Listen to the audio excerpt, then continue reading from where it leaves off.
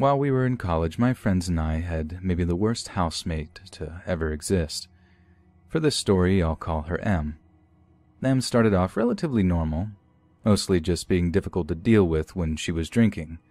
The problem was that M started getting drunk more and more often, and it was contributing to emotional and mental issues that were lying dormant, ready to explode. She had a lot to deal with, and while we were all unnerved by her destructive actions, we started off just feeling bad for her. We tried to keep her safe, and on many occasions we tried to get her the help that she needed, but her friends outside the house either enabled her or completely ignored her when she was blacked out, so it was always up to us to deal with the fallout. A lot of the things she did were either just funny or gross. Stuff like going into the kitchen and taking a bite out of a raw potato, or constantly peeing her bed in her sleep while guys were in it. As time went on, however, things started getting more annoying. After one friend made a beautifully glazed ham for Friendsgiving, M went into the fridge while drunk and dropped the entire leftover ham on the floor. Another time she threw her pea-soaked panties in the corner of the living room and left them there for a week. And then there are the more disturbing things. We found out quickly that she was notoriously violent while drinking, which made her extremely hard to control. This led to actions like punching her best friend directly in the face and biting a guy so hard that he cried. The housemate that experienced the most of M's violence, however, was my friend Christine. M singled out Christine very early on as someone she didn't like and would always do the most dangerous things around her. One night, M was trying to cut her shoelaces with a kitchen knife because she couldn't untie them. When Christine tried to help her and tell her to just put the knife down, M threw it across the room at her. Another time, when it was just M, Christine, and Christine's boyfriend in the house, M tried to set her bed on fire while everyone else was asleep. She even stole Christine's boyfriend's phone one time and left terrifying voicemails on Christine's phone, sobbing and yelling gibberish. For a while, though, it seemed like maybe M was going to get better. She had actually been getting some help, and we went a good while without any incidents. But then, about 4 months before our lease was up, she got into an argument about parking with Christine's boyfriend, who lived across the hall from us. It was a small, meaningless argument, but because we didn't immediately take her side, she decided that from that point on, she was going to completely shun the entire household. This began a spiral back into her drinking and into her anger and emotional issues, and because it had all started with Christine's boyfriend, of course Christine was the one who attracted the most of her hate. All of this culminated in a night I will never forget.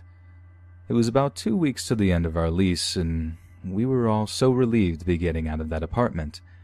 Em had been staying in her room almost exclusively, and her sister was visiting and keeping her busy, so we all kind of let our guard down. It was Friday, and everyone in the house had plans to go out that night except for Christine, who had a final the next day. Another one of our housemates and I were at a party several blocks away from our apartment, when I got a call from Christine at around 1 a.m. I walked out of the party where it was quieter and answered the call. Christine's tone was confused and concerned. "I think something's happening," she said. "What do you mean?" I answered. I was already nervous because Christine isn't the type to worry needlessly. "I think Em and her sister are fighting.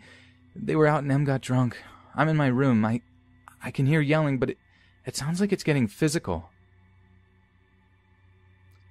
I knew Christine wouldn't have called me if it wasn't a big deal, so I figured I needed to do something.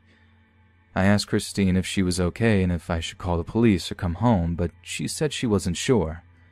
She was tired and mostly concerned about getting enough sleep at this point. I was thinking about how we should handle the situation when suddenly I heard commotion on the line. I heard a bang and some shouting. Christine's voice had gone silent. Then another bang, and then Christine's voice was back on the line. She told me that Em had just burst into her room, glaring at her in a rage, and then Em's sister had yanked her from the room and shut the door once again. They were definitely in a physical struggle. Christine was keeping me up to date on what she was hearing, while I was growing more and more concerned for her safety. She told me that there was a huge thump, and it sounded like M's sister had just body-slammed Em into the wall to subdue her. Meanwhile, Em was screaming bloody murder and saying things like, "I just want to die. Just let me die. I hate you." I was already about to start walking home when suddenly Christine went unnervingly silent. "What is it? What's happening?" I asked. Christine paused for another moment, listening. Then she said, "Oh my God. I think it happened. I think someone got stabbed." I felt chilled to the bone when I heard this. "What do you mean? What do you hear?" I asked frantically. I heard the knife drawer open. I think Em went for the knife. Someone's crying really softly. I can only hear one voice." I basically started sprinting back home. I told Christine to stay in her room and that I would call the police and meet them outside the apartment. I was shaking as I called them. Not only was there possibly a severely injured person in the house, but if Em really did have the kitchen knife, then I was seriously worried for Christine being in there alone. The police came right away, and I watched from outside as multiple officers dragged a screaming and struggling Em from the apartment, looking completely unhinged. It took an officer practically slamming her against the police car to subdue her enough to be cuffed. When I entered the apartment, I was shocked and relieved to find Em's sister alive and miraculously not bleeding except for her hand, which Em had stabbed with the barbecue fork we kept in the kitchen drawer. It just so happened that earlier that day, Em had used the kitchen knife and left it in the sink instead of it in its usual place in the drawer. When she went to grab a weapon, she could only find the barbecue fork. The police took statements from everyone in the house, and Christine and I made it very clear that this was not Em's first instance of violence. Em's sister was in complete shock. She had no idea that Em acted like this when she was drunk or that she struggled with so many personal demons. My housemates and I were all positive that Em would be institutionalized. Imagine our shock when Em and her sister entered the apartment a few days later. Apparently, Em's sister had undermined the severity of their fight and vouched for Em's stability, causing her to be released. We were baffled, but it seemed like Em had learned her lesson enough to avoid us as much as possible in the next few days before we moved out, lest we call the cops on her again. We got through the last week without any major incidents, and Em moved out a day before the rest of us. Luckily, I had the privilege of never seeing her again. It was a harrowing experience living with her, and it's something that my friends and I will probably talk about for the rest of our lives.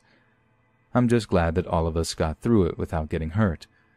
The scary part is, though, that there were so many times when one of us could have gotten hurt, especially that night when Em and her sister fought.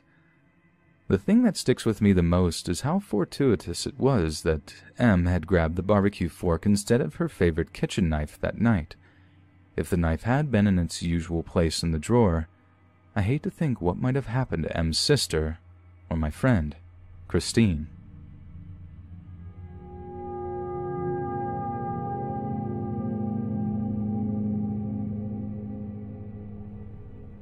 This happened a few years ago in my hometown. I'm not going to say where to protect the privacy of my best friend, but everyone should be on the lookout for these types of situations as they are growing increasingly more common. My best friend in undergrad, we'll call her Em, and I were extremely close. We worked together, had the same degree, had the same hobbies, most of the same classes, the same friend group, and lived very near to each other.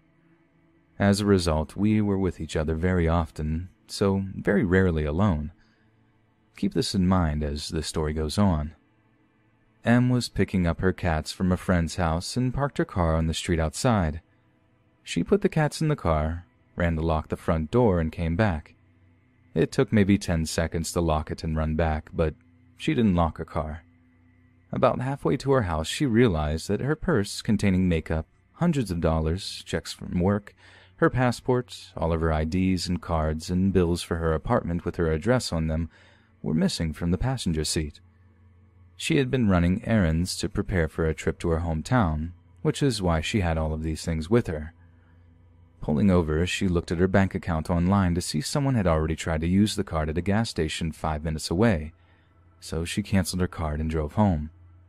When telling me the story, I pointed out that whoever took her purse was so fast that They had to have been watching her, and she agreed. She reported it all to the police, but wasn't expecting anything to come from it, as we lived in an area notorious for theft at the time. A month or so later, she received a phone call from a detective saying that they had found all of her items except the cash. Em told the detective it was fine, as she already had new ones. The detective paused for a moment and then told Em that they would not be returning her items at all, as they were now evidence in an investigation. When Em asked what she meant, the detective told her that they found all of her items with a woman who is known to be involved in human trafficking. The area where the woman was arrested is also a common route human traffickers take, and our state is one of the hotspots for trafficking in the U.S. Along with the stolen items, there were pictures of Em from several months prior walking around our college campus, and our work and hanging out with friends on her birthday. There are also photos of her friends and other girls that we didn't know. These people had her hometown address, her address in the state where we lived, where we worked, the places we ate and hung out, her university ID card, knew she had animals and where she walked them, where she did her banking, what kind of car she drove, and who her friends were. Naturally, her boyfriend, who was in the military, lost it and had his friends sit outside the house when he wasn't home and escort her to and from work at night for the next few months. It didn't seem like I was a target, but I still had my boyfriend use my car to drive me to and from work for a while, and I bought pepper spray for my keychain. In the aftermath of finding this out, we realized a few things. Despite being followed at fairly close range, somehow neither of us ever noticed somebody following us, probably because the person was a woman. Most of the opportunities for someone to take her, such as walking to her car or house at night, were probably missed because either her boyfriend or I were with her. They must have been learning the schedules of everyone around her as well to see when there were times she was truly alone. Since they already knew so much about her before stealing all of her information, there must be a big boss somewhere who has at least some information about her, including what she looks like. The one thing they didn't seem to have photos of were her hiking with her dogs. Either they didn't know she hiked, often alone, or they were worried it would be too obvious if someone were to follow her, thus tipping her off, and perhaps the most terrifying, if they decided after all this time to make a move and steal her things, they must have been planning to do something big fairly soon. It's likely they took her IDs in order to make fake ones to get her out of the country undetected. Unfortunately, I can't give an update as nothing ever happened after the arrest, and every time she asks about the case, the detective says it's an active investigation and they can't disclose any information. We've never actually seen the photos either. All the explanation was done over the phone. It's been 3 years since all this happened, and even though we've moved past it, it still terrifies me to think about what would have happened if they hadn't found that woman. I urge everyone to be aware of their surroundings. Be wary of anyone following you, not just men. Stay with your friends. Check in on them to see if they made it home safe, and always, always lock your doors.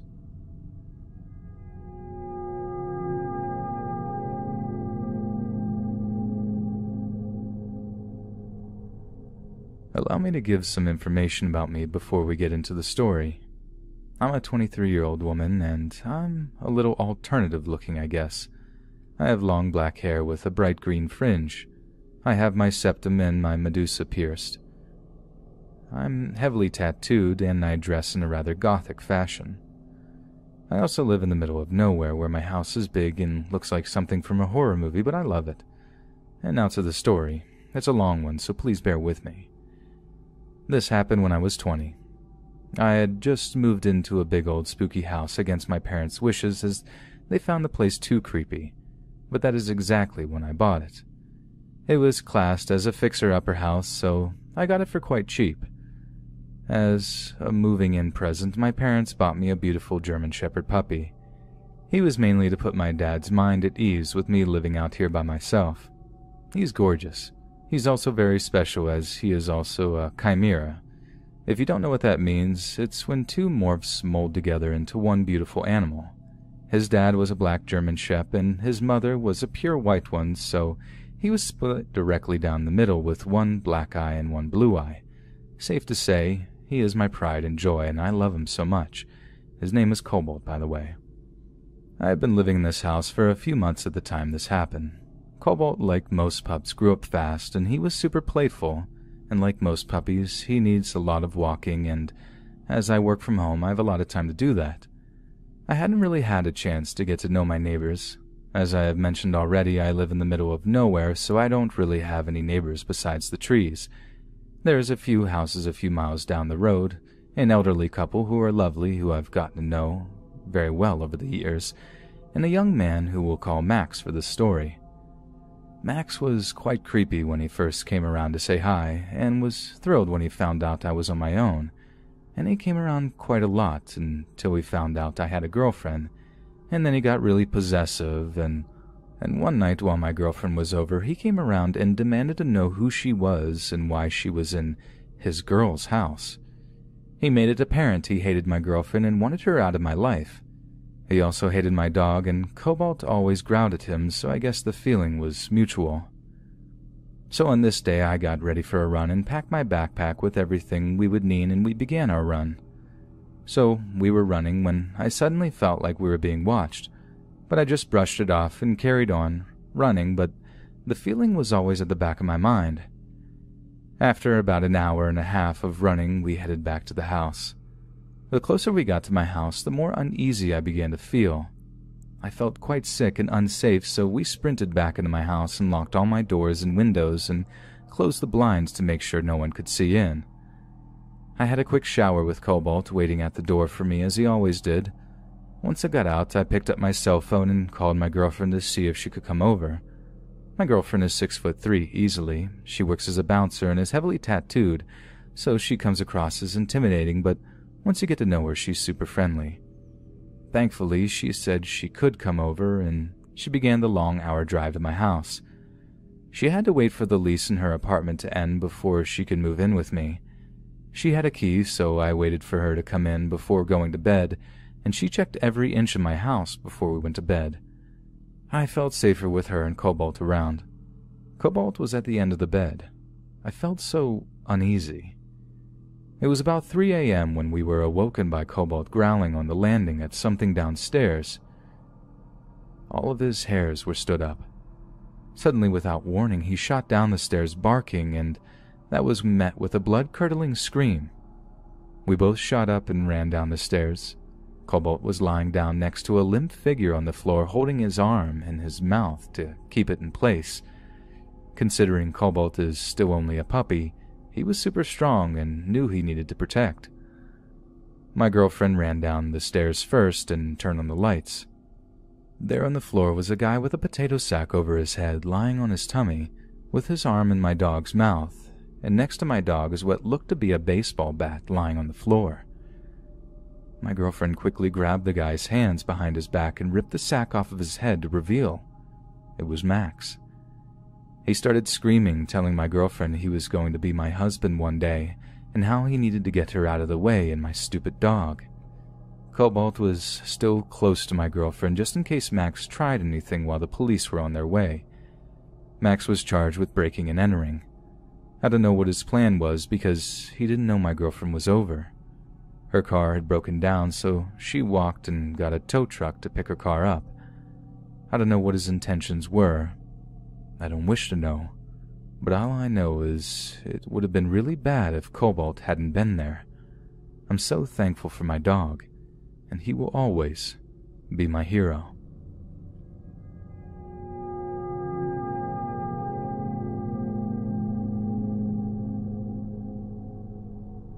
The year was 1977, and I was 14 years old. I used to live with my mom, dad, and my sister in a house.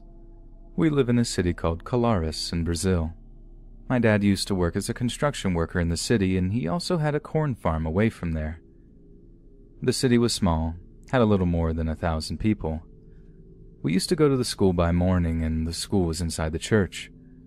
We would go out and play with my friends during the afternoon, and we would still be playing until night. There were other small villages around, and the kids from these villages would join us too. It all started mid-August. Me and 5 of my friends were walking in a region we called the beach. The beach was a place somewhat far away from the city, surrounded by woods. We used to go there sometimes. We would start a fire and sit around it to tell each other stories. We had some dogs with us that day.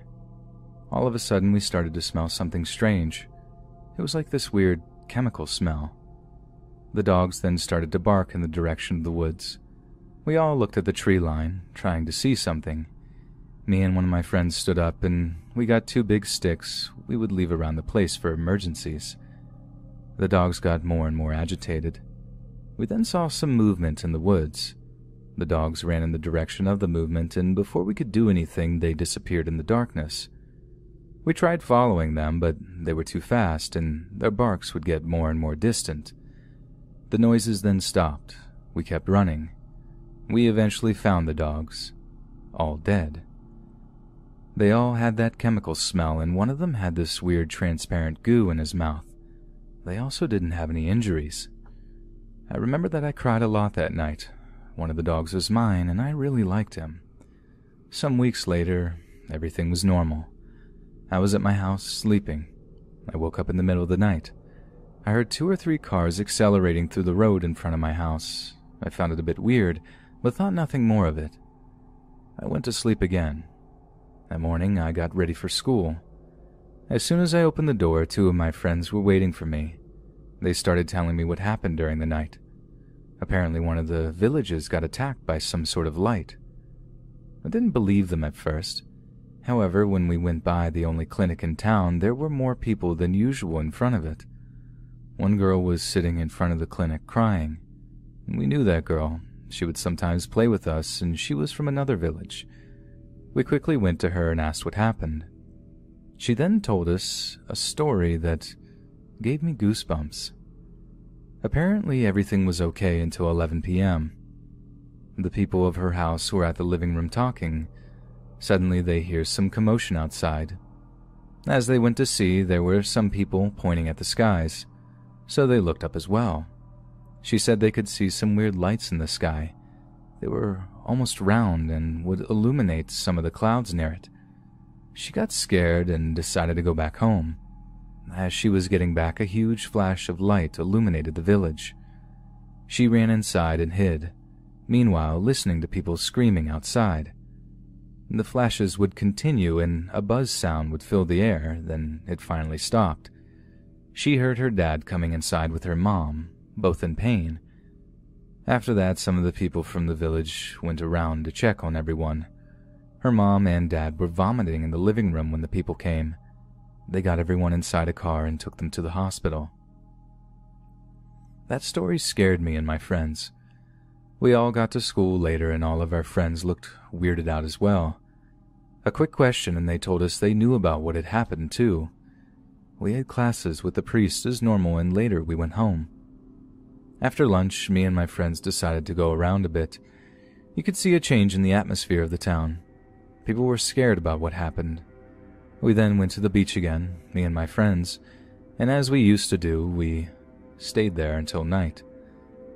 The moon was illuminating the sky and reflecting on the river. Then we heard a weird noise over in the distance. Suddenly, a big shadow covers the moon.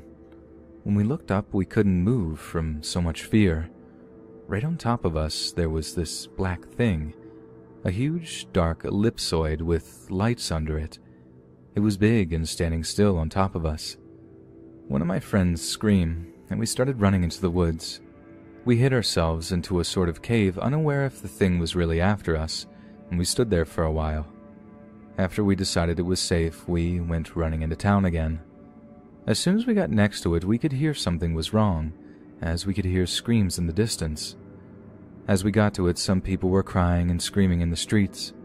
I quickly ran to my house. As I got there, my dad was going out of my house holding my mom. I immediately helped him carrying my mother, who was crying in pain.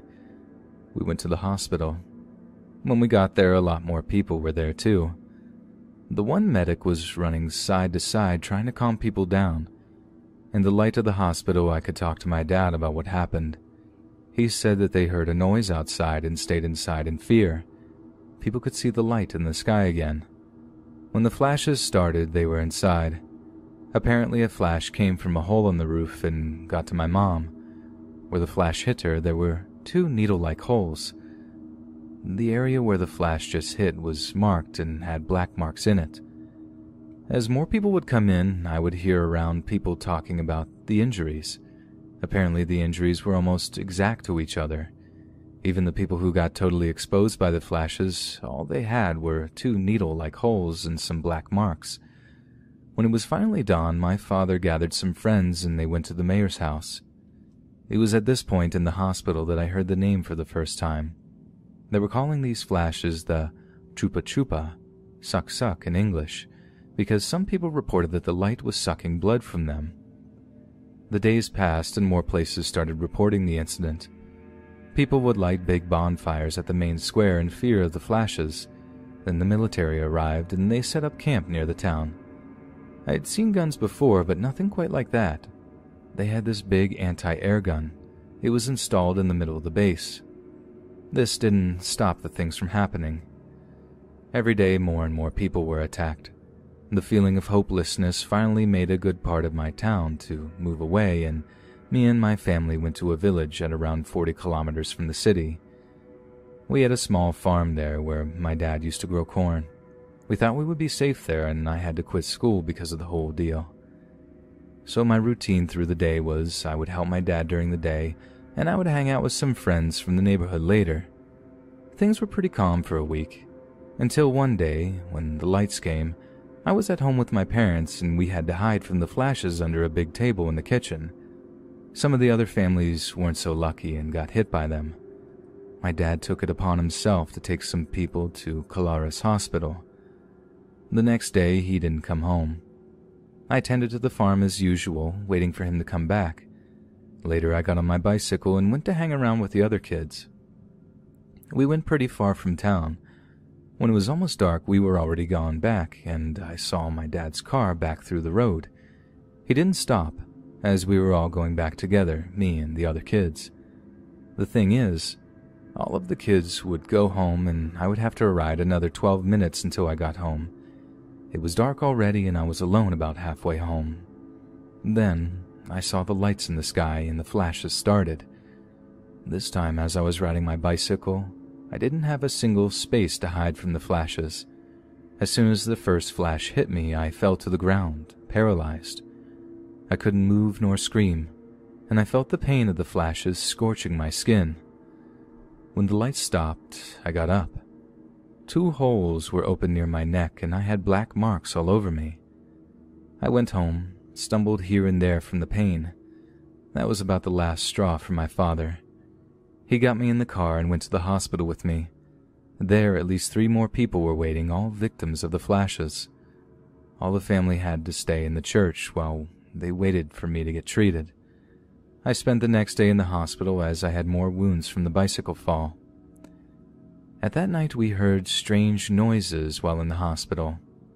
It all started with a weird buzz. I recognized it from that day at the beach and started crying. Suddenly, another noise. A helicopter. It went by the city really fast. Sometime later, a loud noise.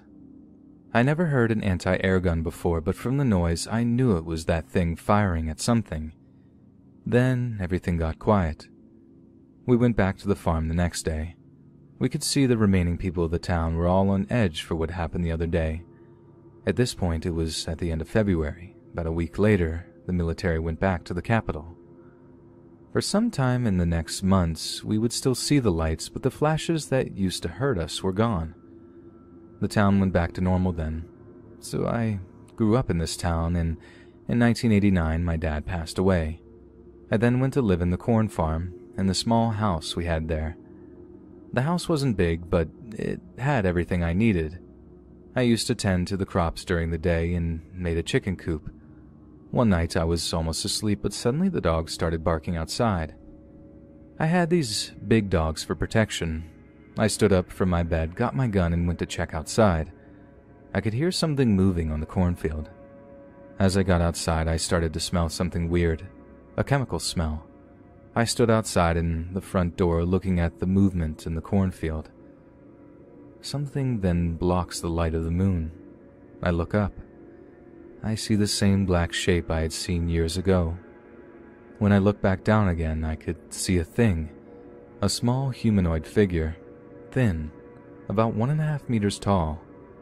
It had brownish pale skin, a big head, big bulgy black eyes.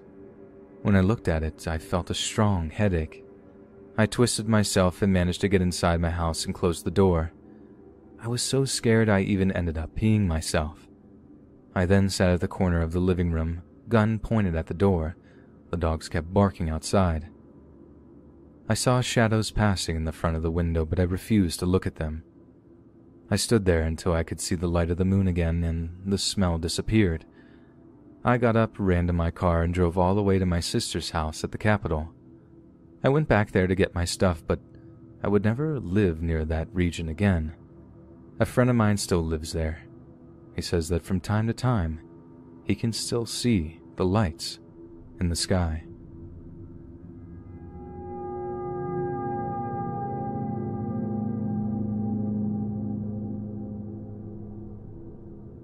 When I met Alan Morse more than 4 years ago, I had just started working at this small family-styled restaurant as a cook in Greenville, Michigan.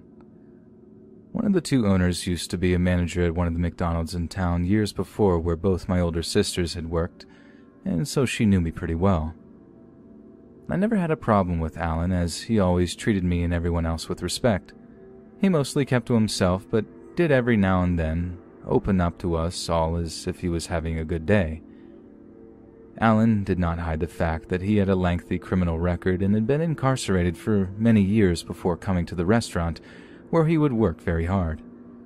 He had a new girlfriend who had a kid that Alan loved very much and was trying to start his life over as best he could.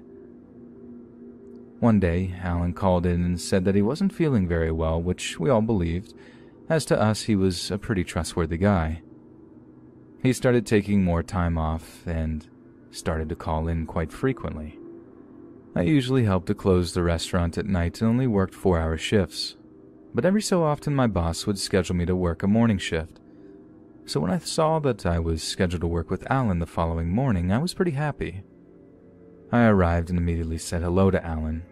Usually to this he would respond with a grin and hello back, but didn't say anything. I said it again, nothing. He was standing by one of the flat-topped grills, just staring off into space. I walked over to him and said hello for a third time while touching his shoulder. He jumped and looked startled. I apologized, but he laughed it off as nothing and said that he was just tired. We had a great shift and left around the same time that day, just as the afternoon crew had come in to relieve us. It had been a few days before I worked again, and when I came in to start my shift, everyone was acting odd. So I asked one of the other cooks what was going on. She said that Alan was arrested. Amazed, I asked for what reason. She stated for suspected break-ins in the Stanton, Michigan area. There had been many robberies that had happened in the Stanton area that went on for many weeks. The other cook that was with us told me that the police had believed it had all been Alan the entire time. We were all shocked, as Alan had appeared to be doing so well that the thought of him going back to crime and then jail didn't seem real. I would like to say that this is where my story ends, but it doesn't.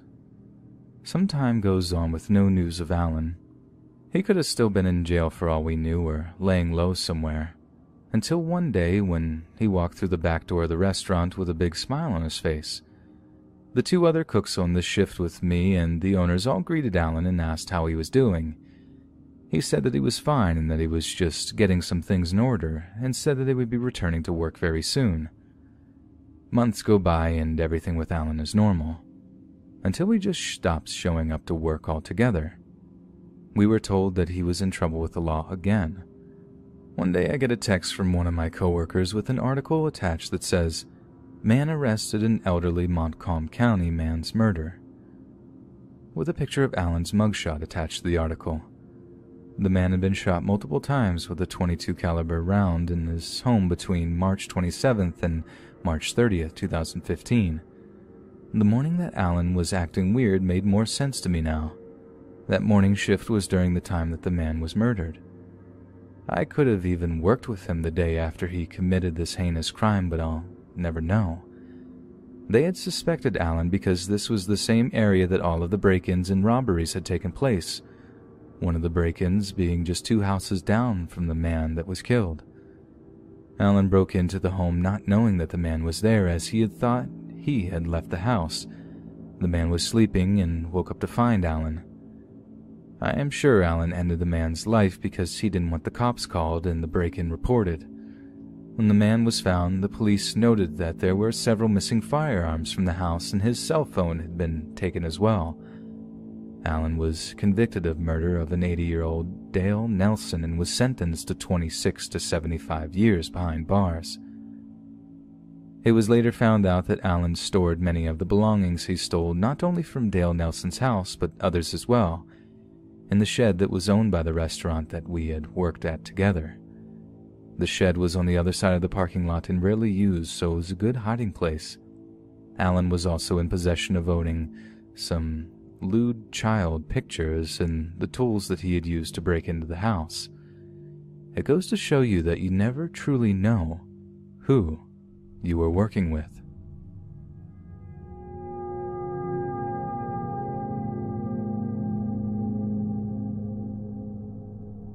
This happened years ago when I was around 14, and 27 now. I might butcher the story since it had been 13 years or so ago, but it was 100% true. My family and I were down in Mexico visiting family during the Christmas holiday. On this day, my aunt and cousin Susie, who was around 19, came over to our house. My aunt wanted to talk to my mom about something. Can't remember what, but my younger sister, Nell, who was around 4, wanted to go with Susie to play.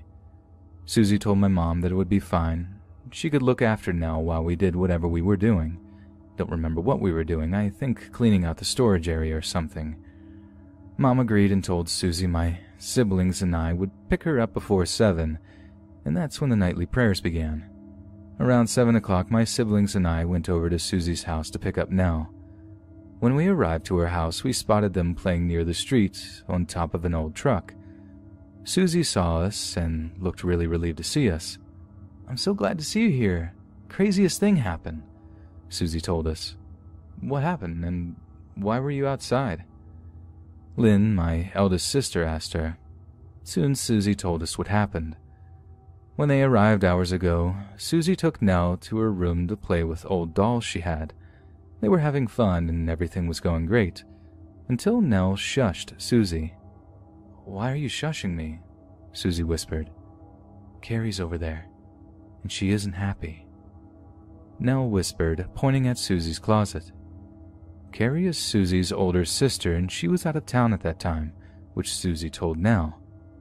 Nell shook her head and pointed at the closet again. "Carrie's angry. She wants to hurt us." Susie was starting to get spooked and looked at her closet. Her closet at the time didn't have a door but a semi-transparent curtain. She didn't see anything and asked Nell what Carrie was doing. "She's watching us. Susie, she's coming," Nell whispered, now hugging Susie's arm. Susie wasn't sure if she imagined it or actually saw it, but she saw a hand appear in the closet and was starting to push the curtain aside. Susie grabbed Nell and ran downstairs. Trying to calm herself down, she put a movie on for Nell to keep her distracted and went back upstairs to her room. The moment she got to the top landing, she saw her bedroom door was closed. She knew she didn't close it, and it would make a loud noise when it closed since it was made of metal. She didn't know what else to do, so she placed a chair in front of the door and hurried downstairs and joined Nell. Once the movie was over, Susie asked Nell what else she wants to do, but once again Nell shushed her and pointed at the stairs. "Carrie is angry at you. She's coming." Susie grabbed Nell and dragged her out of the house, out on the street, and that's when we showed up. We were kind of spooked by the story, and Susie was just happy we were there.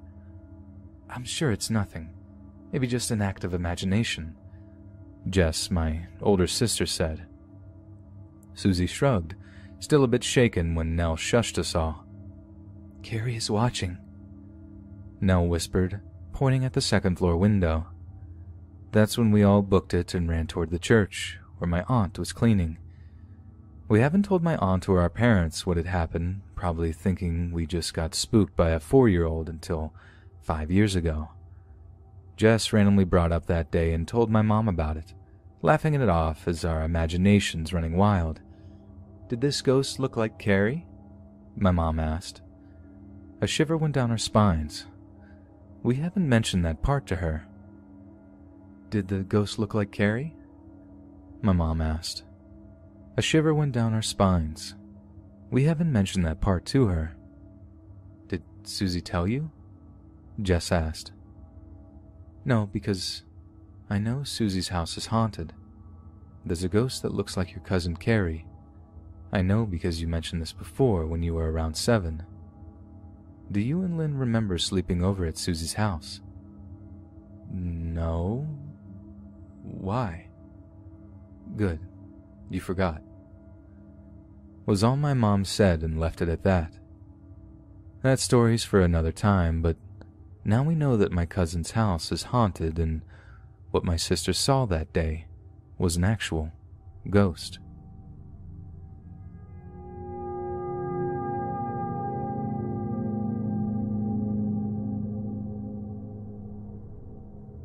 I live in a neighborhood. Well, it's more of a highway with houses at the side of the road. I wouldn't recommend walking since there's no sidewalks. I wish I gave myself that warning 2 years ago. I had some friends with me at the time, a boy and 2 girls. Let's call the boy Dan, and the girl will be called Sarah, and girl 2 will be called Hazel. We decided to make our little squad of explorers exploring forests and abandoned structures and such. Today is our first exploration, an abandoned house just at the very end of the neighborhood, so we start walking. We avoid the road by walking on the tall grass, which is very unpleasant, causing us to walk on the edge of the road. We reach the house. I looked up the house a year after, and it was built in the 1940s, owned by a man who abandoned it after having to live in the nursing home. This was the 80s, though, and the house had been left alone since. We were outside for a little while, and Dan says we should go inside. I was excited, but Sarah was not very happy. She sat on the moldy wood staircase and had to process everything before she went in. I can't blame her. What if there were squatters inside about to ambush us? We decided to check out the well. It was a stone round well which looked kind of like the well in The Ring. There was a piece of old wood covering the top, and Dan decided to be super reckless and stomped on the wood like a maniac. His leg fell through the small opening, and if he would have fell in, we would have been in big trouble. He lifted his leg out of the opening and acted like nothing just happened. I couldn't imagine. He almost fell down a well with what I saw were sharp rocks at the bottom, and he just brushed it off. Anyways, we got a little carried away and started throwing random stuff down the well. Figurines, rocks, fake flower pots, etc. We went inside the house. When we went inside, a very strong odor emitted from the door. It didn't just smell like old house. It smelled like a plumbing accident. It was very gross, but smells aside, we came across a bunch of weird things. Clothes packed in a freezer, a fireplace with dolls inside, an upside-down table, kind of looked like an art museum. We were very happy to find lots of vintage things inside of every cabinet and drawer. Things started to get kind of eerie. We entered the bedroom and the roof was caved in. Clothes with stains everywhere, and worst of all, a black ooze was lined across the ceiling. I was going to vomit at this point. We also heard some distinct chewing sound. We left the room and we froze. We saw a shadow at the corner of the door, but it was fast. It bolted back into the room it came from. We heard a huff, followed by a cough, which was enough for us to leave the house. But as the dumb kids we were, we stayed at the premises. A man who wore a scruffy-looking shirt with torn gym shorts opened the front door. We froze in shock. Who was there, and how didn't we notice him? The mood turned from scary to horrific as he lifts his arm to reveal a chunk of raw meat of where his skin used to be, with the blood still dripping from it. We heard a neighbor shout, "Get out of here!" and we run for it. I haven't told my parents, but we'll plan to in the future. I don't want to be lectured at again for doing things that could have got me hurt, or hurt the people around me. I haven't heard anything about that house ever since, and I can't imagine what he would have done to us if we were caught.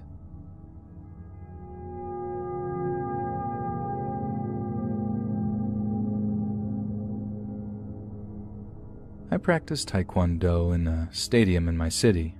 It's a dangerous place, but I have been living all my life there and nothing has happened to me, so normally I forget about the robs and drugs and all of that. One day I was chatting with a friend in the entrance of the stadium and there was a guy shirtless and with a lot of muscles. He was just standing in front of a wall reading something, so none of us care about him. Some minutes later we say goodbye and leave to different places. I decide to walk to my house. I live about 30 to 40 minutes away. Because I had time and was a nice day, so while I was walking, I saw the same guy from before. He was walking in the street and fighting with the drivers. All I thought was that he was on some drugs and just kept walking. About 10 minutes later, he disappeared. Some minutes passed and nothing happened. I was just listening to music and walking. But 20 minutes later, or more or less, the guy passed me. I was kind of shocked because he appeared from nowhere. But he passed me, so I thought I was being way too paranoid. Then he stands in the same cross I was, and he watched me. I felt weird and texted my mom that I was close to home and asked her to open the door. It's important to describe my house for this.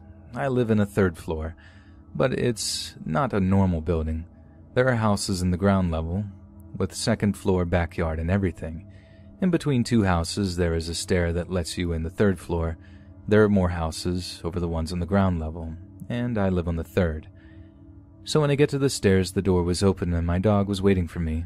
So I sit on the floor and pet her, then my mom was like, "Be careful, there's someone behind you. Move so he can pass." I reply with an okay, stand up and went to the stairs without looking back. We started walking to my door. I went inside my house and looked back, and there he was. The shirtless guy was behind me all along, and he just was standing outside of my house. My mom closed the door and freaked out. She asked me if I knew him, if he had talked to me or something. I looked at her confused, still shocked. She started calling my dad, loud enough so the guy outside could hear it. My dad didn't hear her, but that was enough. The guy finally left. This happened some months ago, but it still freaks me out. He saw me, and he followed me, and now he knows where I live.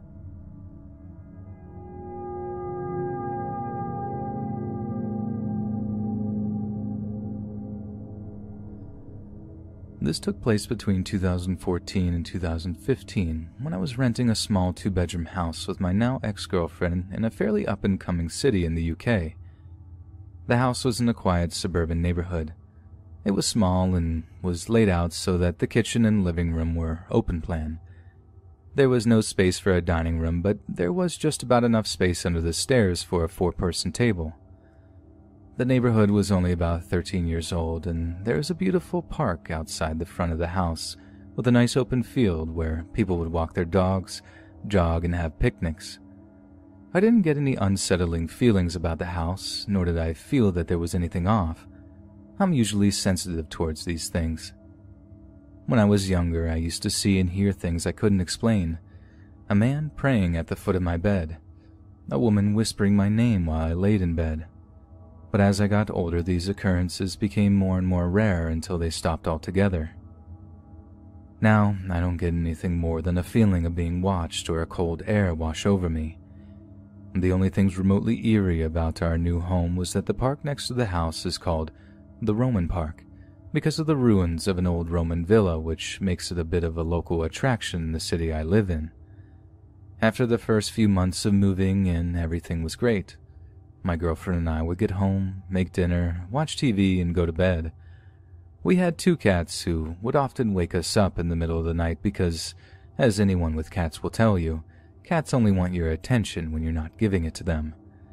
They would walk on our faces, knock things over, jump on the bed, and run up and down the stairs. It was almost comforting to know that they were there. Sometimes they would stand in the bedroom doorway and meow at us until we woke up. This is how they told us that they wanted to go outside. We didn't have a cat flap, so we had to let them in and out. One night, my girlfriend and I are watching TV when out of the corner of my eye to the left, I see something moving on the stairs. I turn to look and there is nothing there. I ignore it, thinking maybe it was a trick of the mind, but it happens again. I keep my attention focused on the stairs, trying to work out what caught my attention when my girlfriend says, "Did you also see that?" "Yeah," I said. It looked like someone was standing there. We get a little bit freaked out, and even more so when we realize that the cats are both fixated on the stairs as well.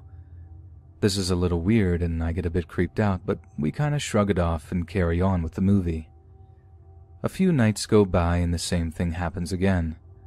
This time my girlfriend and I turn our heads at exactly the same time. "It looks like someone in a white dress," my girlfriend said to me. Instantly, I get goosebumps because now I know we saw the same thing. This becomes more and more frequent, and we decide that maybe we should try to ignore it or keep looking forward, but pay attention to what we see out of the corner of our eyes.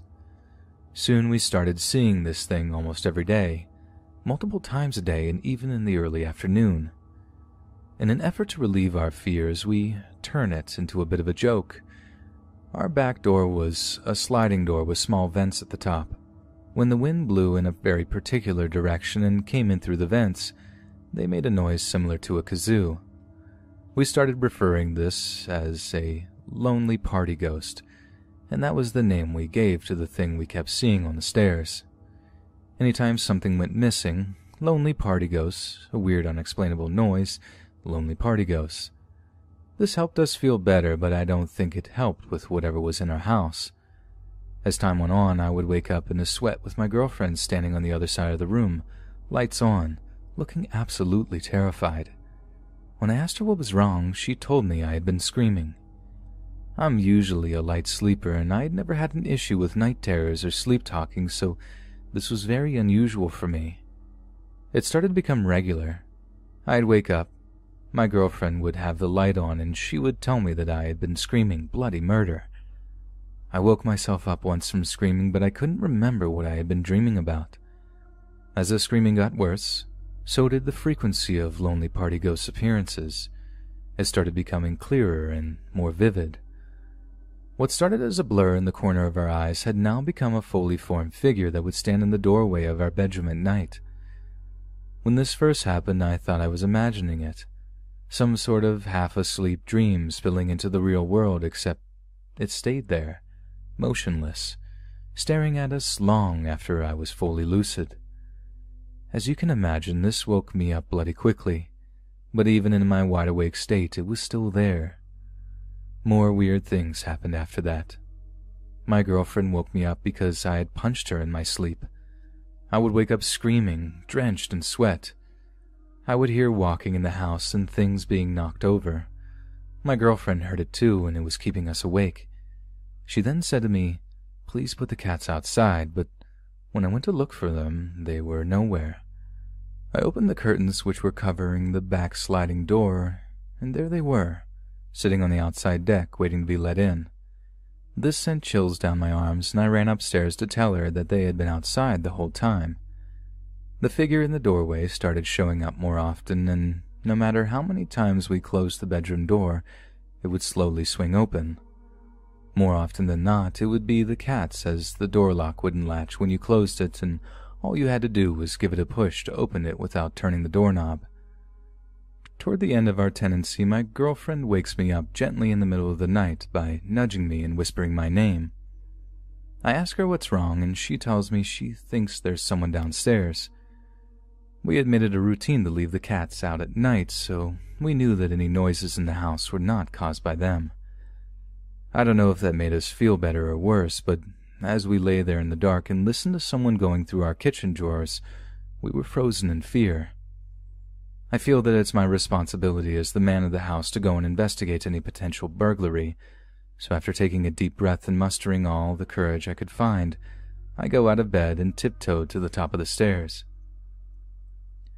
I heard the noises getting louder as I approached. It sounded like someone had climbed through the kitchen window, over the sink, and was now going through our cupboards. Had I left the window open?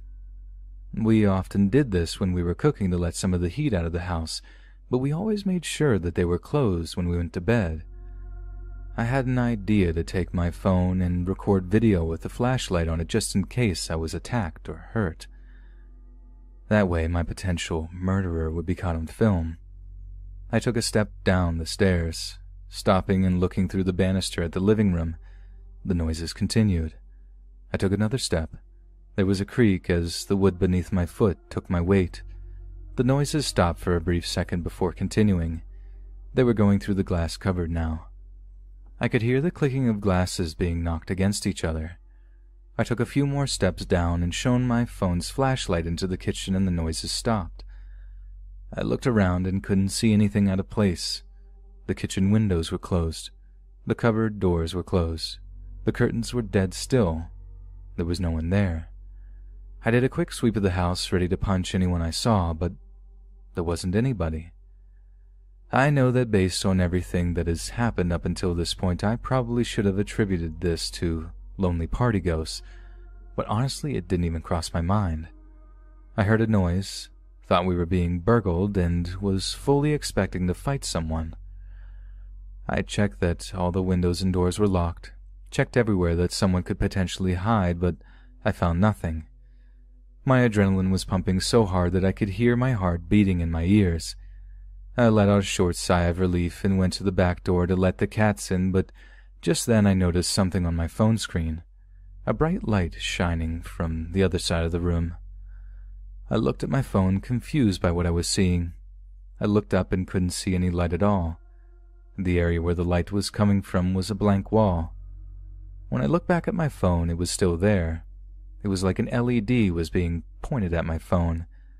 I've seen dust on camera, and while it can be reflective, this was not reflecting light. It was emitting it. It started to drift closer and closer to me, getting bigger and brighter, but I could still not see it with my naked eyes. Finally, it got within a few inches of my phone, hovered there for about 5 seconds before then drifting toward the kitchen and disappeared.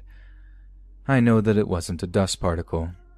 I have seen that enough times to know that they don't emit light like that, nor do they drift so smoothly and with such purpose. I honestly feel that this thing walked across the room to me, stood right in front of me, and then walked back into the kitchen.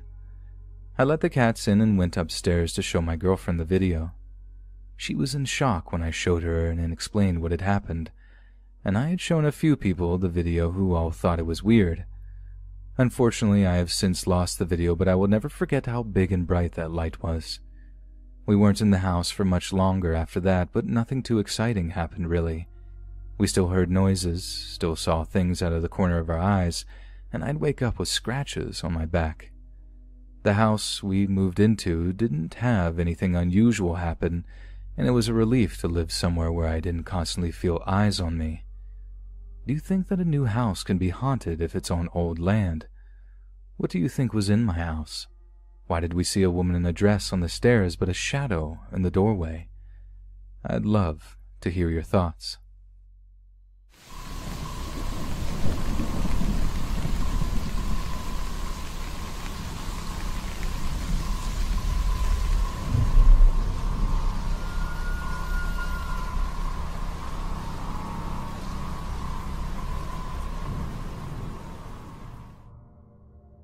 In 2008, I was 19 and deployed to Afghanistan. I was at a small post in the southern area of the country. It was very mountainous and not very populated. We had men who weren't in uniform coming in and out several times a week, never staying for more than 2 days. We were all pretty positive they were special forces of some sort, or maybe CIA contractors. They didn't have much interaction with any of us pretty much ever. They stayed in their own groups. There were a lot of rumors going around that they were doing some kind of psychological warfare things, like ambushing and killing all but one in the dark, butchering corpses and leaving them in front of suspected villages, burning things down, just, crazy things to mess with people. Well, about my 3rd week at this posting, we were told in the morning they wanted us to check in on a village not too far from us. They had been complaining about us killing goats and skinning them, which really wasn't that uncommon, We had complained all the time to try to get money and other things from us in repayment. And then we had a report of a patrol in the area see a bunch of women and children carrying a lot of things rushing away from the area. Kind of suspicious activity. The next morning we set out before the sun was all the way up. The village was a little less than an hour drive from us. The whole area was pretty flat in a valley most of the way there, but about 2 kilometers from the village you have to take a small dirt single-track road up the mountain. The entire village was on top of a small mountain, but in like a big bowl. It was just maybe a dozen small walled-off houses and sheds. No more than 40 people lived there. Well, as we sped up and approached the village, our comms freaked out. All we heard was static. But 4 of us heard voices. They all said it was like 100 people were all talking at once. You could hear it, but couldn't quite make out what was being said. That lasted for about a minute. The other group radioed us and said that 3 of the 6 of them had heard clinking metal and a harsh, loud scream, a wet, gurgling scream. Then mid-scream it just cuts off and went silent. We radioed back and reported what had happened. We were told to continue on. Our radios are encrypted. There was next to no way anyone could have gotten into them. Not even 5 minutes later it happened again, but this time to more than half of us. We heard people talking while breathing heavily like they were running. So many voices all at once. Like had to rip my headset off and helmet off like many of the others. It was bad. We were out in the open, all in a panic. We reported it again, but one guy said he heard what was kind of like Farsi, or a Persian language. Another said kind of like Latin, and I swear what I heard was in Russian. We were told it might just be interference with switch channels and keep on task. At this point, we were maybe 30 meters from the entrance of the village. It's a pretty big open area on this mountain, not much to hide behind besides the buildings. Someone noticed a thin blood trail leading into the village. We took note and continued on. When we stepped into the village, we saw a puddle of dried brown blackish blood. Before we could even register what we saw, 3 military-aged men stepped out and opened fire at us. We all dove for cover. I ran behind this 1 to 1.5 meter high wall surrounding a small building. As soon as I dropped, a man stepped out of the building and shot at me. I panicked. This was my first time being shot at. I shot at him at least 8 times, 2 of which smacked him in the chest. Someone from the other side of the wall on a building was firing at me, so I ran to hide behind the building the man just came out of. I took cover next to the man, listening to his gurgling, heavy last breaths. After all was said and done, we had reinforcements arrive. We put down 8 men and wounded 2 more. Nothing on our side. While everyone was taking the required pictures and whatnot, an army patrol came by with 4 of the women from the village. They said they found them hiding in a nearby town, begging for help. They had to pretty much carry the women back, as they refused to return. We split the women up and began to question them. They admitted the men were gathering and getting things together to attack a patrol. Someone had promised them a great reward. But they were crying, all terrified to be back. Our interpreter asked them what had them so shaken. Is it because of the fight? They said the morning before, as the sun was coming up, they saw what looked like a bloody man walking up. Some of the women went to try to give aid when they stopped and screamed. As the man walked closer, he was naked from head to toe, no hair and no skin. Each step he took looked like his knees would buckle and collapse. He had no eyes and no muscle around his jaw. His head just swung around loose like nothing rigid to hold it up as he walked. They said he was slow and jerky. They could hear him breathing. He was wet and heavy like he was drowning. The men, hearing the women scream and run, grabbed some weapons. Some were muskets, some tools. As he walked closer, they saw his belly was slit and things were just swimming from his gut. The men began to fire at him. The thing didn't notice. Didn't even flinch, and chunks of him were ripped off. We finally stopped when the men were reloading and opened his arms like he was going to hug someone, and screamed so loud they had to cry. The men closest to him began to bleed from their eyes and ears and finally collapsed. The next thing they knew, he was gone, just vanished into a light red mist. The men who fell were gone too. Not a trace, no footprints or anything, just the trail of blood into the village. We all kind of looked at each other like, that's nonsense, no way.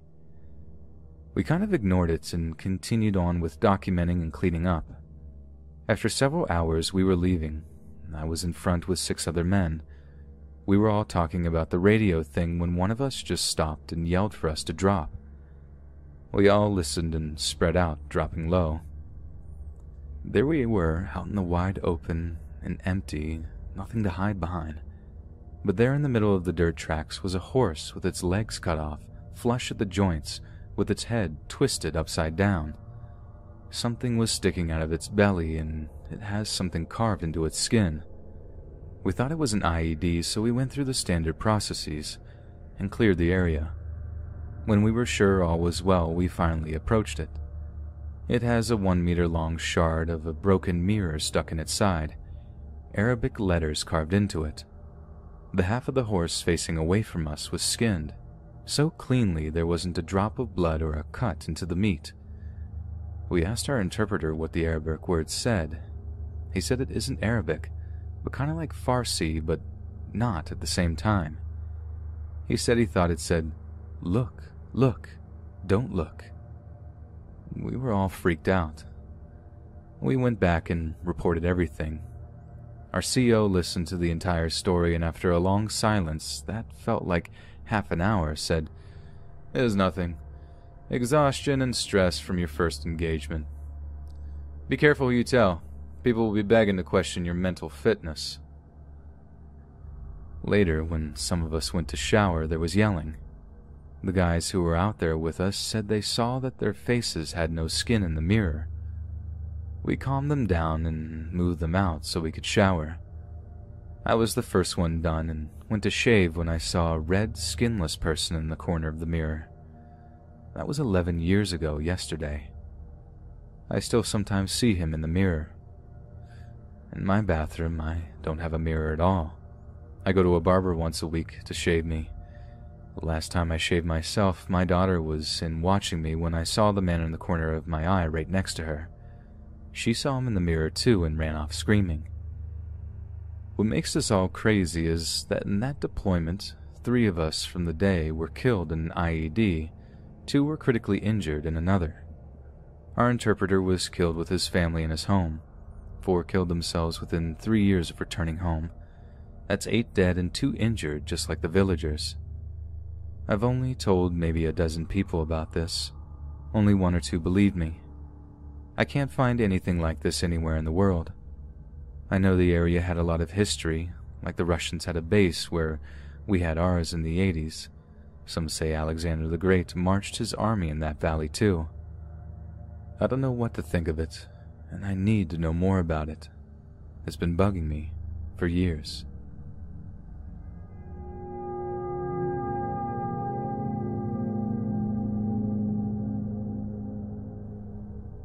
I grew up not far from Manteno State Hospital, an abandoned insane asylum in the far South Chicago suburbs. My dad would sometimes drive my family down there, and we'd circle around the property by car, just for fun. When I turned 16, he bought me my own little beater car, and, of course, I had to show this awesome place to my friends. By the time I was old enough to go exploring, many of the original buildings had been renovated and repurposed as businesses. Half of the property was converted into the local VA hospital, and a quarter of it was torn down and replaced with new housing. Only a handful of the original buildings remained, all clustered in the back corner of the campus. One summer day, I took friends A, B, and C to go check it out. We brought our cameras and went with the intent to go inside and explore it. We parked in a lot where other people parked to go to work in one of the other buildings to avoid suspicion, and walked about a quarter mile to the abandoned hall. As we walked up to this creepy old building, I felt sick to my stomach and full of dread. The main doors were chained shut and most of the windows were boarded up. I remember walking on the porchway and choosing my steps carefully because the windows were busted out and there was glass everywhere. The four of us finally came upon a window that was accessible enough to climb into. Realizing that this was actually going to happen, I had a panic attack and couldn't go through with it. I was trembling and didn't want to be the scaredy cat, but I really couldn't do it. In fact, just in recounting this, I'm still scared, and this happened about 16 years ago already. Anyway, I handed my camera to friend A and told him to take the pictures. I was petrified and felt like I would puke at any moment. Friend B and I walked back to the car in silence. I had a cigarette in the car while we waited for friends A and C to come back. My nerves calmed quickly enough. Friend B confessed that she was scared too and was glad I said something so she didn't have to go in. Soon enough, our other two friends came running back to the car at full speed. We heard their footsteps pounding on the asphalt and quickly unlocked the doors. I started the car up and we were off in an instant. I assumed that the cops had arrived, so I sped out of the campus and into town, hoping to blend into normal traffic. I asked them what had happened and if the cops were called, and they said no. Both friends who had gone into the building said that they heard voices. Both of them said they saw a hand curl around the frame of a big metal corridor door and heard it slam shut with an impressive echo. Both of them testified that they heard someone crying, saying, "Where am I?" At some point, they got too frightened to continue and just decided to bolt. I was spooked. Friend A, who had taken my camera, was eerily quiet.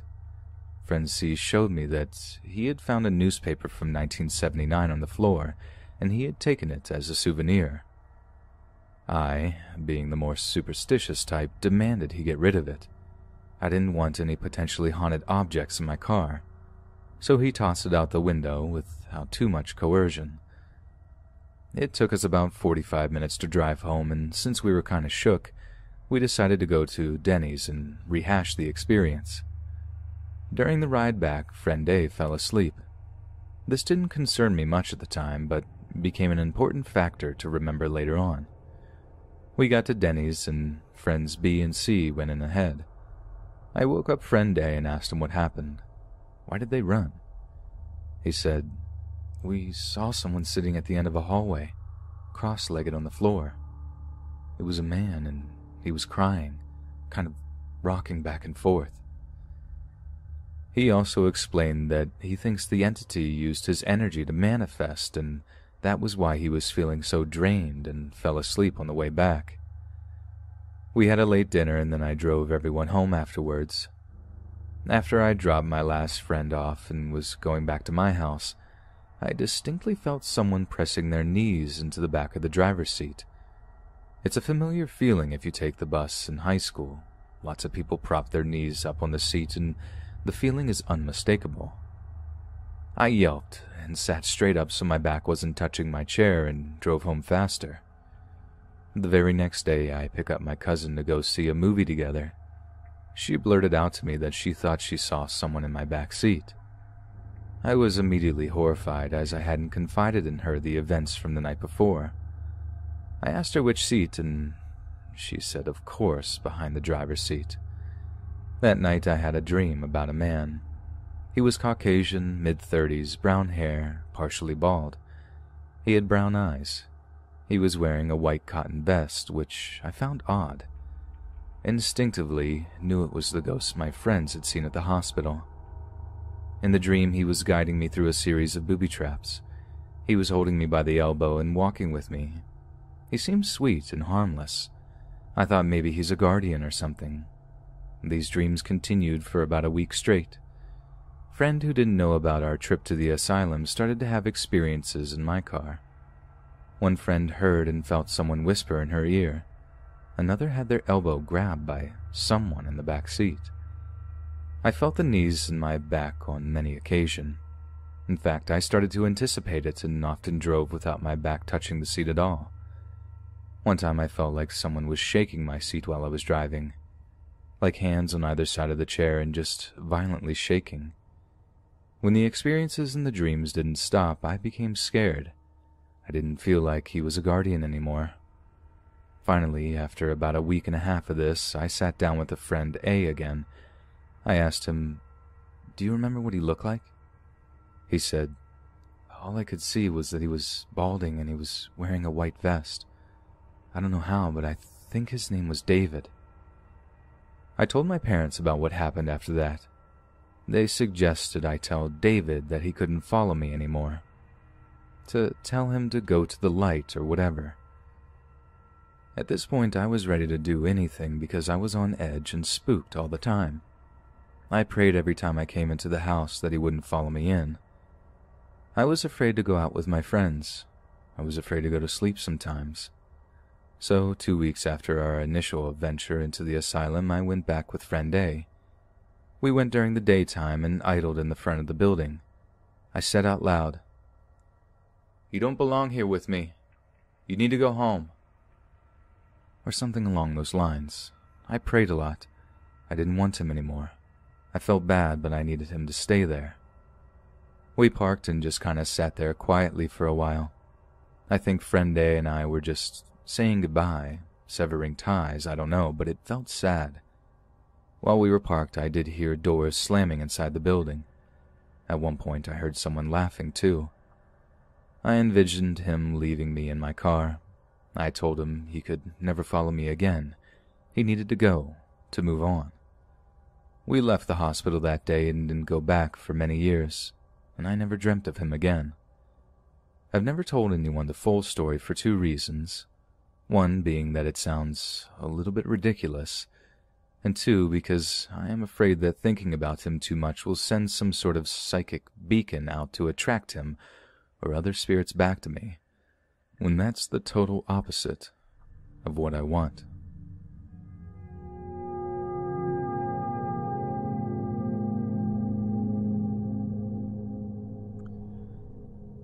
When I moved out of home, I moved into an old, creepy house. The heating didn't work, the windows wouldn't close properly, and the cupboards were full of elaborate handmade shelves. There were doors that led to rooms that led to other rooms that didn't make sense. The house just didn't seem to have a normal layout.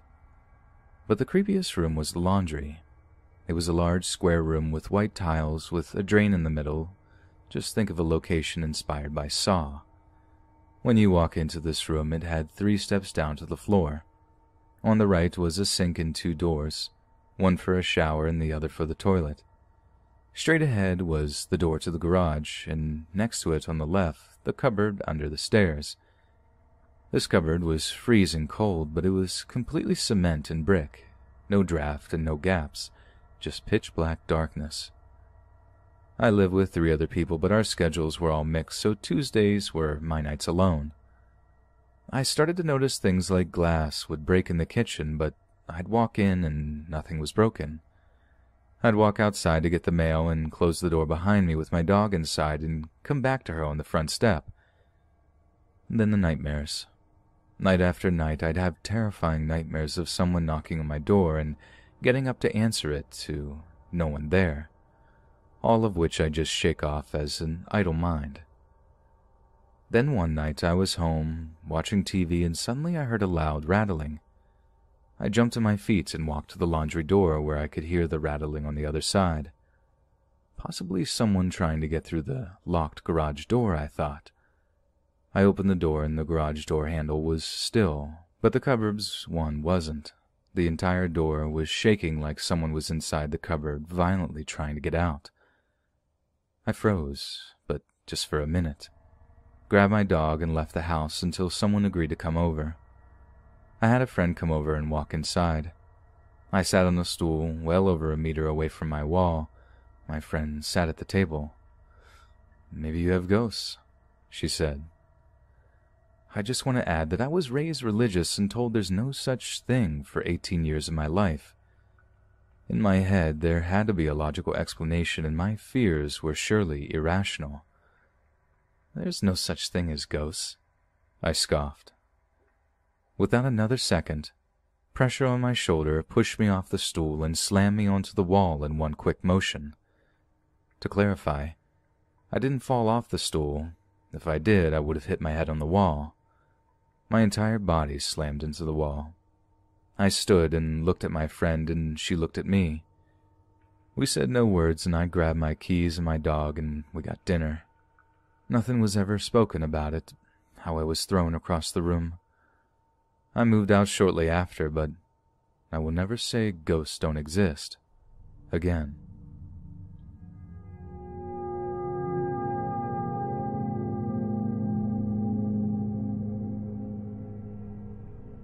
Not even half an hour ago, I just had one of the freakiest paranormal experiences I've had in a while. To give you some backstory, I live in an apartment attached to a funeral home. I'm a mortuary science student, and I work for this funeral home to get experience while I'm in school to be a mortician. The funeral home happened to have a vacant apartment set privately in the back that I couldn't possibly turn down, as I moved away from home for this school and I needed an inexpensive place to live. Since the day I moved in, I've been having notable paranormal experiences. For a couple of months, I kept them to myself, not wanting to seem like I was feeding into some spooky funeral home stigma or making it up. But eventually, I was experiencing enough that I had to bring it up to a coworker of mine, and she confirmed that she and a few other employees had seen and heard the same things I have. That being said, it's not news to any of us that the place is haunted, if that's what you want to call it. Today, after I got home from classes and went home, I was feeling extremely uneasy. My apartment felt extra dark, and I felt sort of jumpy. I was standing in my bathroom braiding my hair, and one of my coworkers texted me. She said she has a weird feeling and asked me to go check the front doors of the funeral home to make sure they are locked. I read her text as I braided my hair, and her next message pops up. I'm 99% sure I locked it, but I just have a nagging feeling about something. I told her I'd go check. I finished braiding my hair and slipped on my shoes and walked to the door in my apartment that opens into the back of the funeral home. The lights are off, and I don't bother turning them on, as the motion sensors in the hallway always kick on by themselves. I made my way to the front lobby, which was dark, not counting the light through the front door windows. I walked to the front doors and pushed. Sure enough, both unlocked. At that moment, I had a really heavy feeling like someone was behind me or watching me. I kept turning around to look, but standing by the light at the doors and looking into the dark lobby made it almost impossible to see. I hurried up and locked the doors and made my way back through the lobby. As I was about to enter the hallway, I hear a little girl giggling. I stopped dead in my tracks for a moment, just at the end of her giggling. It sounded like it was coming from behind a door not 6 feet away from me. I got chills on my entire body and hightailed it back into the hallway and into my doorway. I locked the door behind me and immediately heard a loud bang from a room in the funeral home. I have no idea what it was, but it was loud, and I'm not about to go check. As I was standing there, actually about to pee my pants, I texted my coworker back saying the doors were both unlocked. And as I'm typing her my story of what happened, she says, I don't know, man, I've been getting weird vibes in there all day. I think maybe it's safe to say the spirits in here are extra active today. It had been a few weeks since I had anything too strange happen, but now I'm extremely on edge. There are 2 spirits that myself as well as 3 other coworkers had all seen. One is of a little girl. She looks maybe 8 years old, she's slightly taller than average, and she shows herself so briefly you wonder if you even saw it. I would almost say she looks 10, but when you hear her giggle, she sounds like a young girl of maybe 6 years old. The other is a tall, shadow-like man who wears a long black coat and a black hat. He's an entirely different story, though. I'm chilled right now. Some days in here feel weirder than others, and tonight feels like the kind where I probably won't get any sleep. I feel so anxious right now. Usually these things happen in waves, so I feel like I'm just waiting for the next thing to happen. Hey, I'm so thankful for all the feedback I got from this post, and I appreciate all of you taking the time to read. A lot of people have asked that I share more of my experiences here at the funeral home and in my apartment, so I figured I'd add them here and just start from the beginning. Now, the day that I moved in, I was trying to clean and dust everything I unpacked. I was listening to music and polishing one of my end tables when something caught my eye. I glanced towards my hallway where the bathroom is located and briefly saw what looked like a little girl peeking at me from behind the doorframe. I did a double take and she was gone. I paused my music and kind of stood there with a stupid look on my face, I'm guessing. I heard a soft rustling noise from the bathroom, like the sound of maybe the shower curtain. I walked over to the bathroom and peeked in, but of course there was nothing there. My first few nights there were pretty normal. Some strange noises like bumps on the wall, knocking, brushing noises, but I attributed it all to the fact that I was in a new place and those noises were probably normal in the building. One night I was taking a shower, minding my own business, when I felt an ice-cold air on my back. I didn't have the air on at this time, and there are no windows in my bathroom that could cause a draft. I felt immediately uneasy and peeked out behind my shower curtain to see that everything was normal. I went back to showering and tried to pretend nothing happened. As I was facing the water, my towel that was draped up over the curtain rod fell to the floor. I jumped and whipped around and quickly peeked behind the curtain again. Nothing. I was pretty shaken now, and I picked up my towel and draped it back over the rod. I tried to hurry up and finish my shower. Just as I was about to turn off the water, I hear my bathroom door click. In absolute fear and panic and ready to nakedly fight someone, I ripped open the curtain to see my door slowly opening. I stood there and watched until it slowly reached the doorstop. I said something along the lines of, "Oh my God," through tears, and fumbled for my towel and ran out of my bathroom. I got dressed and left for the rest of the day and didn't come back until about 9 that night. Nothing happened the rest of that evening. After that, things were pretty quiet for a little while. Around 2 weeks later, it was a little after midnight and I was doing laundry.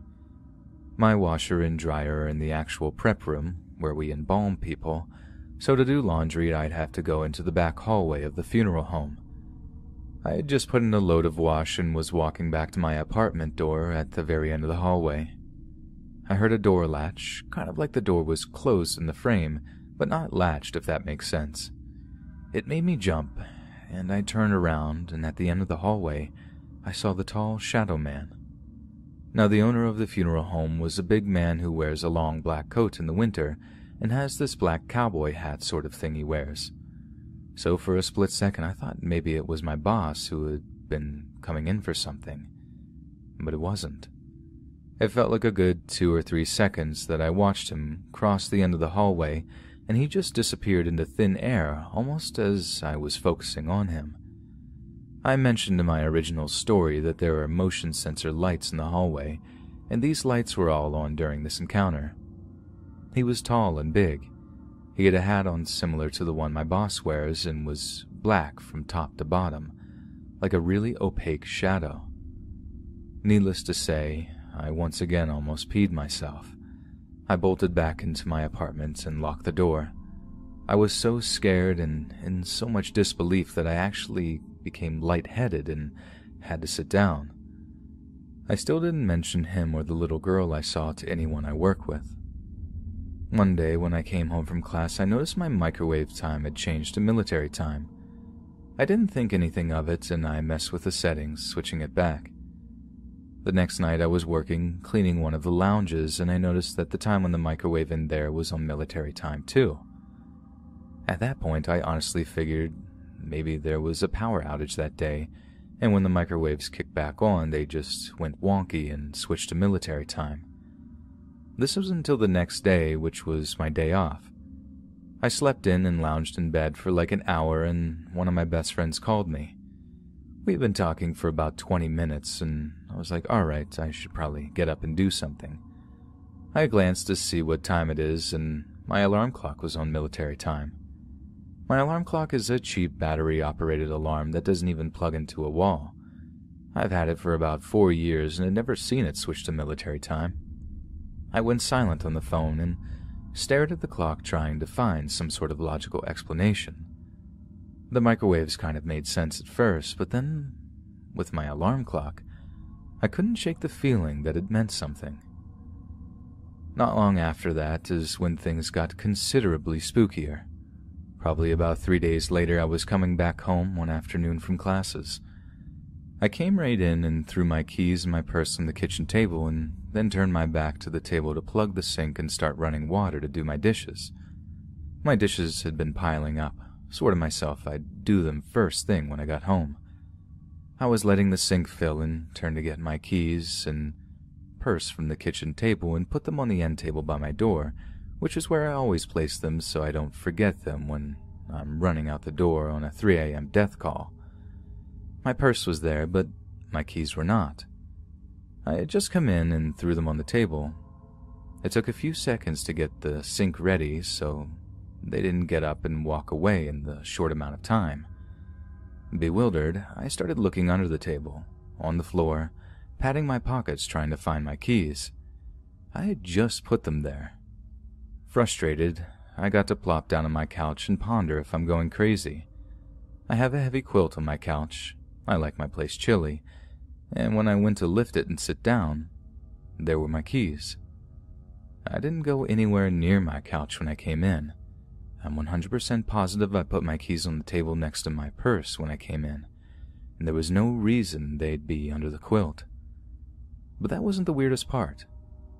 On my key ring, I have my parents' house key and my car key on the main key rings, and a second key ring is attached to that one with the apartment door keys on it. The key ring with the apartment keys on it was stretched and bent as if though someone had tried to rip the keys straight off the other one. The key rings aren't flimsy, bendy ones either. I could hardly open them enough to lock the key rings together when I put them on. It would have taken serious force to completely pull open the key ring like that.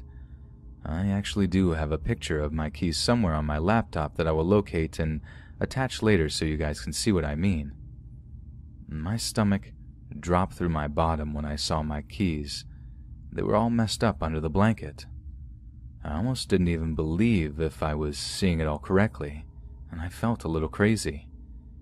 At this point, I was feeling like I should at least vent to someone about what was going on. A night or two after that, I was working a visitation with an older woman who had worked for my boss for a long time. She's my favorite coworker, as she's easy to talk to and reminds me of my grandma or something. Anyways, she asked me how I was getting settled into the apartment and if I was enjoying it. I told her how much I loved my apartment, but that there were some weird things that don't make sense. She asked what I meant, and I honestly didn't even want to say it because I didn't want her to think I was crazy or messing with her. After my hesitation, I just asked if she thought the funeral home was haunted. She explained to me that she had had some strange experiences here as well as a couple of others I work with. They've all heard loud screaming and moaning from time to time in the prep room. They've heard giggling, unexplained doors opening and slamming. What upset me the most was that she had told me about a tall black man with a hat he had seen in the back hallway a couple of times. At that point, I word vomited and told her everything that had happened since I moved in.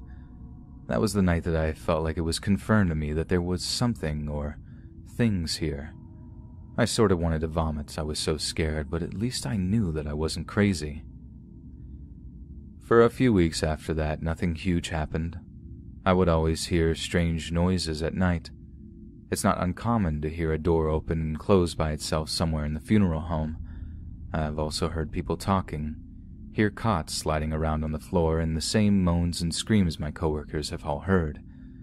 This has become almost normal to me, so although it's freaky, it wasn't bothering me directly, and I could live with that, at least for a little while. Once again, things picked back up one day when I was in my bedroom putting clothes away. I was sitting on my floor folding a mountain of laundry when I heard a loud, clear-as-day sound of a man clear his throat in my living room, the kind of that you do to get someone's attention. It was so clear and real I didn't even think ghost. I was confused for a moment, thinking maybe my boss had come in to speak to me, but surely he'd knock. Nobody ever would just walk in here. I hopped up and stepped into my living room. Nobody there. I peered around the corner to see if anyone was in my bathroom. No one. The realization that I was alone set in and my stomach sort of dropped. But honestly, I was so used to so much activity that after a few minutes of pacing around in disbelief, I shook it off and went back to folding laundry. In the most recent weeks, the most I've experienced are the normal sounds and voices and bumps in the night I always hear. One night, a couple of random lights and my TV all shut off at once unexpectedly, and I had to go into the funeral home utility room to flip the switches in the breaker box. I noticed that when I have someone over and start telling them about the spirits, the lights or TV will shut off. A friend of mine has experienced this with me on 3 different occasions. That pretty much catches me up to the original story I posted here. It's been an absolute ride being here. Some nights it's nothing, and some nights I sleep with the blankets over my head. I really appreciate you guys taking the time to read this. It actually feels sort of therapeutic to share with you all, and I never guessed so many people would be interested in my story. Thanks everyone for being so cool and giving so much kind feedback.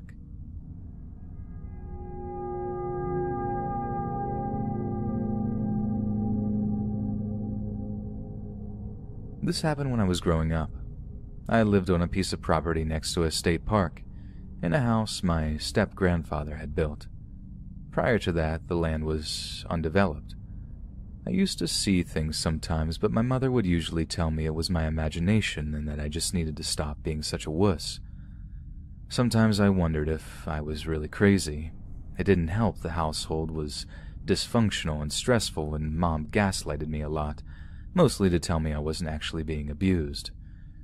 Just trying to give a bit of background info.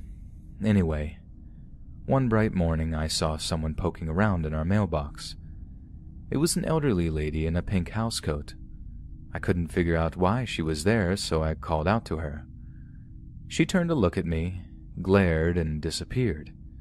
And by disappeared, I mean she just stopped being there. I was very weirded out, but I knew better than to say anything, and after going down and looking at the mailbox, which was no longer open, I decided to try to forget about the whole thing. However, a couple of days later, I saw her again. And the moment I made a noise, she turned, glared, and vanished. She seemed really annoyed at me, but I didn't really feel a sense of menace. She was more like the neighbor a few houses down who disliked me because I was a child and therefore clearly about to break something or be loud or whatever. Unpleasant, but not dangerous. It kept happening. Often, not every day, but quite frequently, through the end of winter, through spring, and into early summer. If I didn't make any noise, but just watched her, she would fade away after a couple of minutes. Not a Hollywood ghost fade. She was never translucent, but she would become less defined, start to look sort of smudgy, like a poorly printed picture, and then just not be there anymore. By late spring, I was feeling certain that she wasn't all in my head. So one day when I saw her, I slipped back into the house, got my mother, and asked her to come outside and look at the mailbox, but not to make any noise. I think she assumed I wanted her to see some interesting wildlife. I was in luck. The lady was still there. And my mother looked at the mailbox, looked startled, and called out, "Excuse me." As usual, housecoat lady turned, glared, and disappeared. Mom looked surprised and alarmed. I said, "I told you not to make any noise. She gets mad and disappears if you do." Mom looked at me, looked at the mailbox, looked at me. She looked scared and confused. "But you saw her, right?" I said. "And she was wearing a pink housecoat." I don't have time for this." And my mom turned around and walked back into the house and ignored me completely when I tried to bring it up later. I didn't want to make her mad. Bad things happen when she got mad, so I dropped the subject. But I was super pleased because if someone else saw it too, then I wasn't hallucinating or tricking myself. The rest of the story is pretty anticlimactic. I kept seeing the old lady off and on, late morning to mid-afternoon regardless of weather. I saw her a couple of times that fall, but after that, never again. My aunt still lives in that house. No one who looked like Pink Housecoat Lady has ever lived there, and nobody had died on the premises. My aunt has since taken down the mailbox. I think she has a P.O. box now because she travels a lot. The only reason I'm sharing this now is because 2 days ago, my mom called me to tell me her gift had arrived, and on a wild impulse, I brought it up. Mom and I, well, we aren't close, but we're on speaking terms, and normally I will not discuss anything relating to my childhood with her, too much baggage. But I casually said, "Hey, do you remember that old lady by the mailbox? The one in the pink housecoat who wasn't actually there, and when I showed her to you, you wouldn't discuss it?" Mom didn't miss a beat. She replied, "Well, to be fair, the whole thing was pretty disconcerting." I was shocked. Usually Mom denies anything that even remotely paints her in a bad light, for starters, but I was also exhilarated because it was proof. At least as much proof as anyone can get under circumstances like these.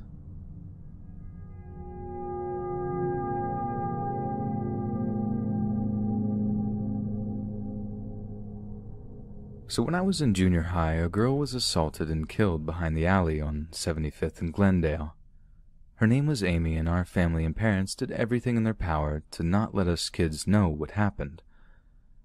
Well, I had been seeing ghosts and having premonitions since I was a child, so when we moved in, I saw Amy in my bedroom the first day and I said hello. I had no idea she was dead and thought I was just talking to one of the neighbors who decided to visit. My bedroom was facing the back alleyway, and there was a large wall surrounding the small complex, a duplex in a wide U-shape that was blocked in. It wasn't until my sister came in and asked who I was talking to that I introduced Amy, and my sister told me to stop being stupid. It was then I realized I was talking to a ghost. No one would believe me, and once my mother even caught her while I was at band camp sitting in my room. She screamed and refused to go in there again. Well, during a party, my sister had told my cousins and family about Amy. A good deal of the adults were aware I was different. Some aunts and uncles told me I was born the ojo, the eye, and I could see and know things. My sister and cousins came into my room while I was watching TV and began teasing me, in which prompted my cousin to say, "Prove it." There was no way out of my room other than the door and window, so I said fine and turned off the TV and focused everyone to my closet door. Both doors slid from side to side, revealing the closet, and to the left was the bedroom door. I simply said, "Amy, my cousin wants to meet you." At first nothing happened, then fingers slipped out from the crack, and the door began to open slowly. As it did, Amy's hair and pale paler came into view. It's important to know that the closet faces the window, and I had it open with full view of my family outside, everyone enjoying the party. The girls began screaming and screaming, prompting adults to notice and caused my mother to burst in, who was in the bathroom near the bedroom. She came in yelling and saw the closet door slam close. She pulled it open, yelling for us to stop playing, and was shocked to find it empty. My cousins and sisters all ran out. My mother turned to me and told me to stop with my bruja stuff and told me to tell Amy to stop scaring people. She turned and closed the door, leaving me in the dark, to which I turned the TV back and started watching my show again. That same night, I was outside with everyone, and my uncle was by my bedroom window talking to who he thought was me. He was pretty drunk, and it wasn't until I came over and asked who he was talking to that he stopped and realized I wasn't in my bedroom. He told me he thought it was me and said, "Must have been the ghost." My family has always believed in the supernatural and the other side, and since I tend to know things, trust me when asking me certain things. After I moved out, I said a prayer for Amy in hopes she would move on. She was my only friend, and I was hers. We would sit together, and I would hand her a book to read, and she would watch TV with me. I still have feelings and sense things. It's gotten dimmer, but since I started meditating and practicing my craft, my psychic abilities have grown.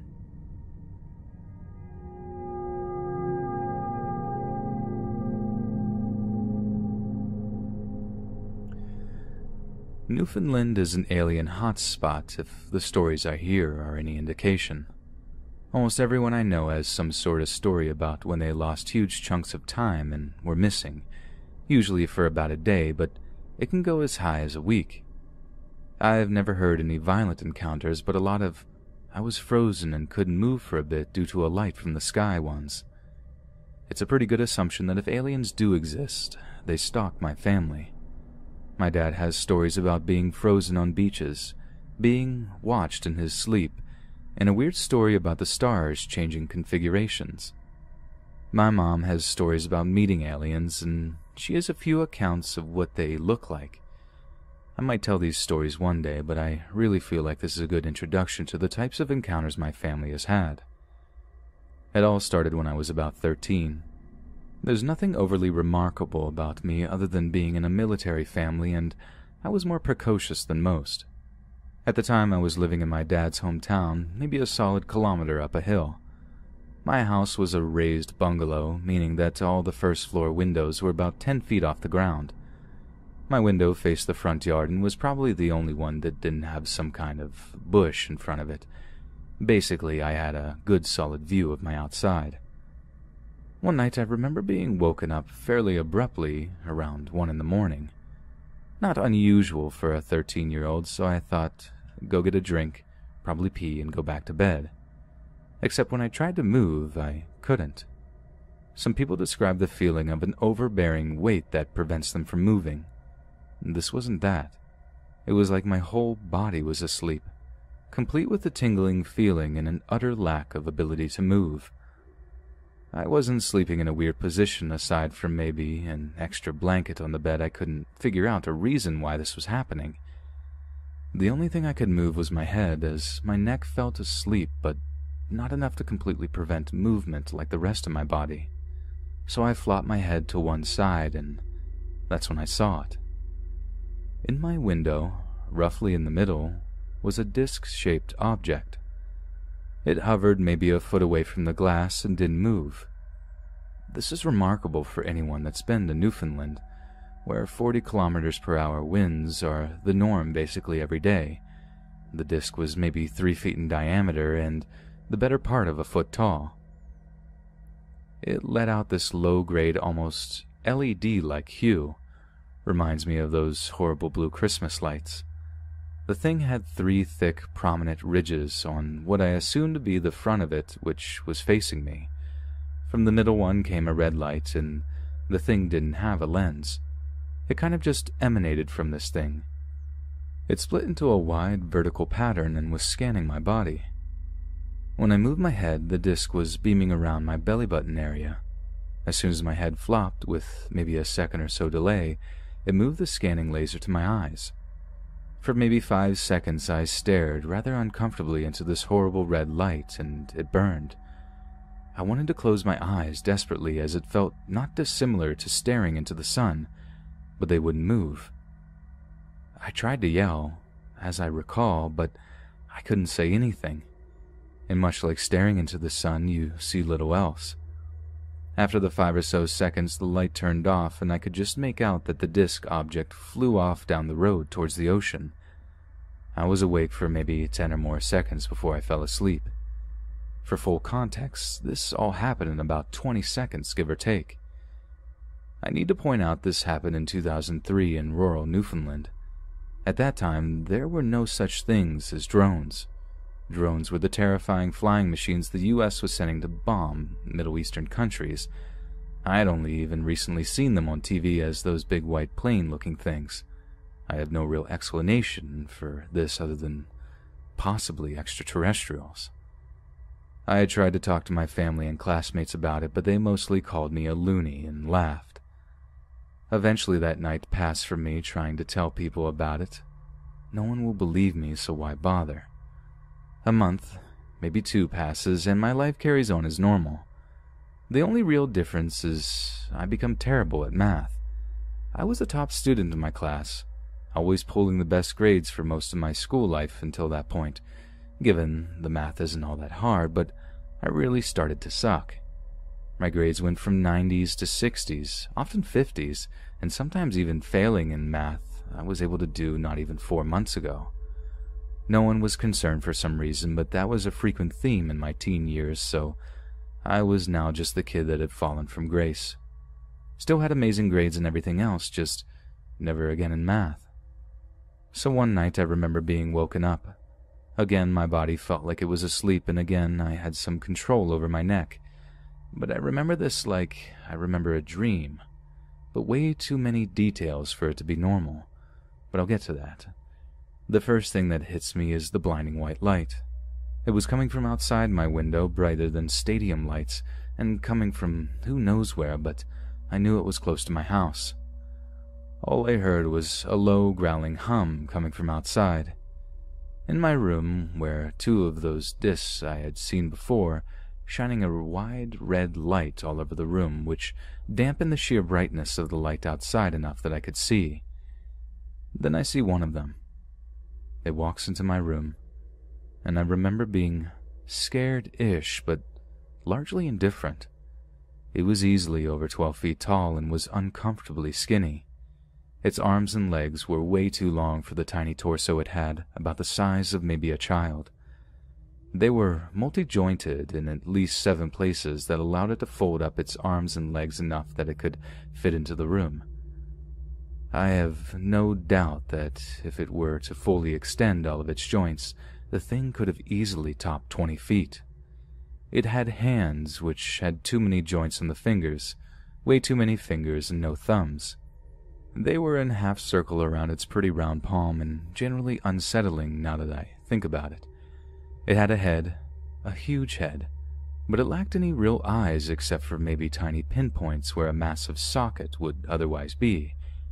It had no nose, no hair, no real chin, and 2 holes where our cheeks would be. I'm guessing that might be a mouth, but who knows? The head was thin, because of course it was thin and resembled somewhat an oblong pancake. The whole thing had white skin with a gray undertone, or what I assumed to be such given the lighting in the room. The creature held out its hand, and instinctively I held it. It walked me out of my room, stark naked, and was leading me to my living room. When I get into my hall, I see all the doors in my house are open, and there are a dozen of these things sort of mulling about. I remember one looking in our linen closet, one walking into our basement, and another unscrewing a light bulb. All over the house were the discs that gave everything that faint red tint, and the huge stadium lights from outside making it look like broad daylight, but with a slight red tint to it as well. And the dining room was my mother, also stark naked, kind of just standing there as 2 of the creatures were in the kitchen doing something. Lying on the couch in my living room was my dad, again naked, with 3 of the creatures looming over him with a bunch of weird tools in their hands, and I can assume doing some kind of procedure. I remember asking, "Where's my sister?" To which I got the reply, "Outside," from the creature holding my hand. I am still unsure if I heard this from inside my head or if the creature said something out of its uncomfortable holes, but I accepted this as good enough of an answer. As I walked by my dad, I could see the creatures were fiddling with my dad's junk, poking and prodding it. I remember being concerned as I knew my dad had just had his vasectomy, but I again just got the feeling that it would be fine. The creature I was with placed me in the corner of the room, facing the wall, and I sat down cross-legged without much issue. The creature then left, and I was there for about a minute or so. All I can remember from that time is a few details. Above me was one of the discs shining in broad red light, and I had the faint blue as well, giving my vision an odd hue. The only other distinguishing feature I remember is the silence. The piercing and utter silence only broken by my soft, low, growling hum coming from outside. I remember then waking up, back in my bed, no worse for wear. All I think is, dang, that was a realistic dream, and went about my day. The only difference is I had, and still have, a small lump on the back of my neck the size of a split pea. It comes and goes. Sometimes I feel it, and sometimes I don't, and a few times I have squeezed it and some dry, powdery substance came out. I just assumed it was weird pus, but if it ever happens again, I might try to get it looked at. A few years go by, and me and my dad were chatting, and we got on the topic of aliens, one of his personal favorites. I tell my dad about the multi-jointed creature thing, and before I can get to the point where I reach the living room, he says, "I had a dream like that. A bunch of skinny white men with hoods were cutting my junk, red hue over everything. I remember seeing them sit you in the corner and just sort of stayed there for a bit. Crazy dreams, eh?" I asked if it seemed real to him, and he said, "Well, yeah, I had those kind of dreams since I was a kid. The white guys in hoods never do anything interesting. This was the only time. Our brains are weird, aren't they?" I've brought it up a few times since then, but I don't get a whole lot more than what is above. My sister is somewhat of a similar story, but she remembers only about 3 seconds of it, and I have maybe 2 minutes. The best guess I have is aliens, and this is far from the only time I encountered these creatures, but I'll save that story for another day.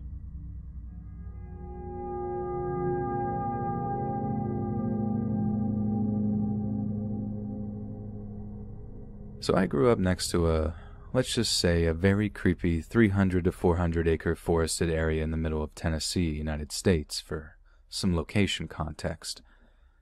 Apparently used to belong to a family of freed slaves way back when, which is now still owned and undeveloped except for some really old dilapidated and decomposing structures sporadically scattered across it from when it was occupied by the original family. My brother and I used to go hiking into the woods and found these places, but we stopped because, well, that part comes later. For some clarity, I mean an old farmhouse, smokehouse, and on the border of the property line in the wooded area behind my old house was a rickety old house. Think Little House on the Prairie or old Amish style, and you got the picture if you age it about 150 plus years. So my old house, which was on kind of an elevation with the backyard slopping to the wooded property line bordering said creepy 300-acre wood, the neighborhood I was in was basically bordering the forests along this property, with the backyards bordering the forest line that was demarcated by a solid line of underbrush and very mature trees. Now my first memory of this property, and this still creeps me out, so mind you there are no roads, no inhabited houses, nothing built or done to this area because of a land division dispute and some will and deed problems with the family who owns the land and apparently has been that way for 150 plus years. Just forest. My sister and I were out playing in our backyard near the property line, where the creepy falling down little prairie-looking house was, when she spotted an old woman in the old dilapidated house behind the edge of the property. The front of the house was broken down, and you could see clearly into it, and it had 2 stories. Kind of like a cutaway from a dollhouse where you can take off the front and see all the rooms. So this 70 to 80-year-old woman was just sitting on the green lawn chair, watching us from the 2nd-story loft. We were young, maybe 7 to 8 years old, so we didn't really notice some of the more peculiar aspects of this scene. We'd been playing for a few hours and would have seen someone walk by carrying a green lawn chair, 'cause we had a clear view of the old house, and you couldn't really get to it unless either you came from our yard or hiked through a ton of woods. An elderly woman dragged a lawn chair up a rotted-out ladder to the 2nd story out of a rotted-out loft and was just chilling, watching me and my sister. So of course my sister goes and says hi. Finds out she speaks and said she used to live in that house a long time ago.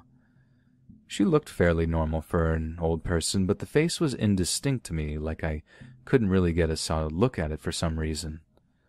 I got uncomfortable and said bye to the creepy old lady and left when I basically grabbed my sister and we went back to the house. Now this bothers me because no one has ever lived or been doing anything in this area of forest for over 150 years. No one could have or should have been living there. No records of it or anything. Also, I know for a fact that there are no roads or trails or anything going to that old house, even now, thanks to Google Earth.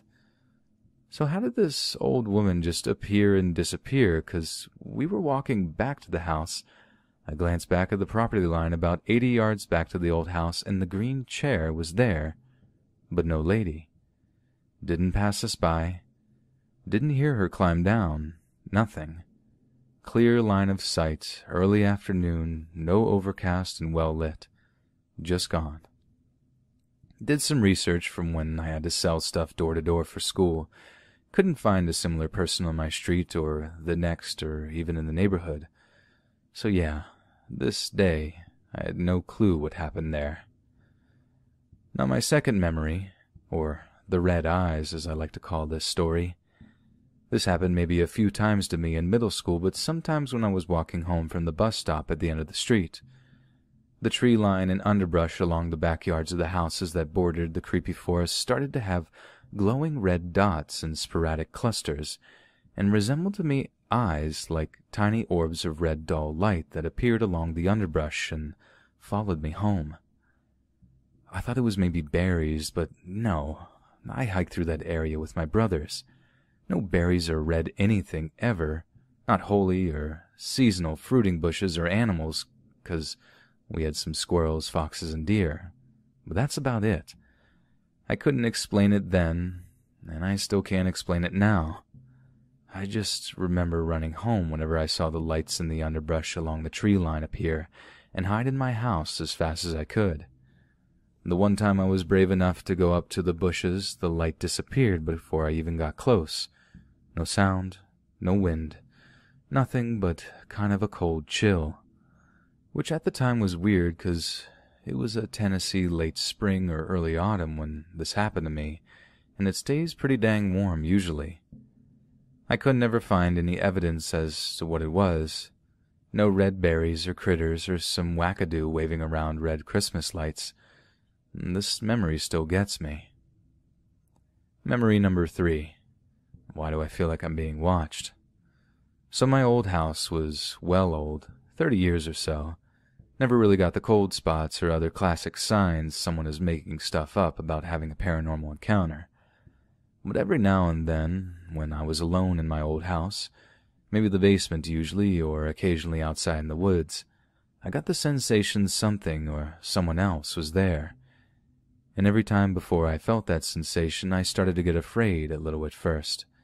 Then full-on mad dash away in full adrenaline mode whenever I realized what I was feeling. This happened more than I liked. I hated it and thought I was losing my mind. Mind you, I didn't do any drugs, prescribed or otherwise, or even start drinking till college. I couldn't explain it, and it didn't fit panic attack symptoms or anything similar. Been checked out and looked at my medical records and couldn't find anything to explain it from my biological perspective. Well, I got a few more jarring memories, but these are the ones I'll share for now because it's getting pretty long. If I get any interest, I may post the rest, and you might just find out what else eventually happened.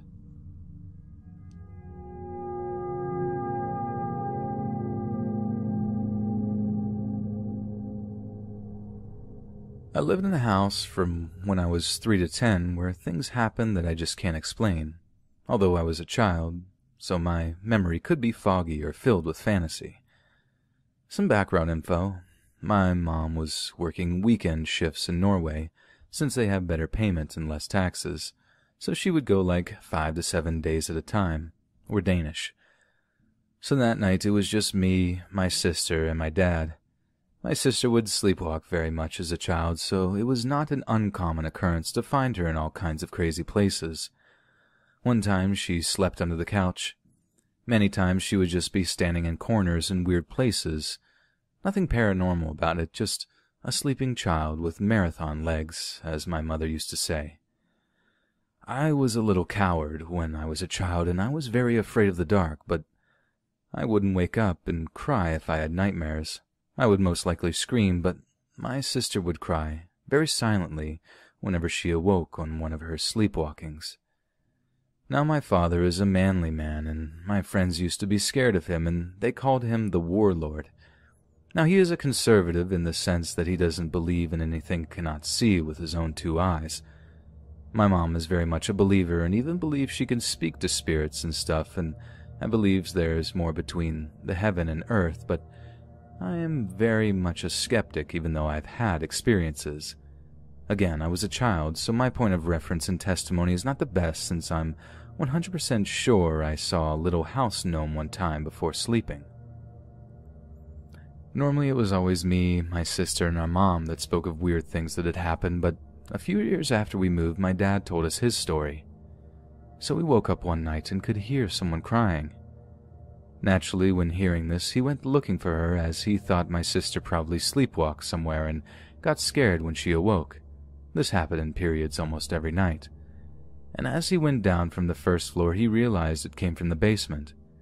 The only way down to this basement was down a really steep staircase, and keep in mind this was the middle of the night. Believing my sister somehow managed to get down there, he of course went looking for her.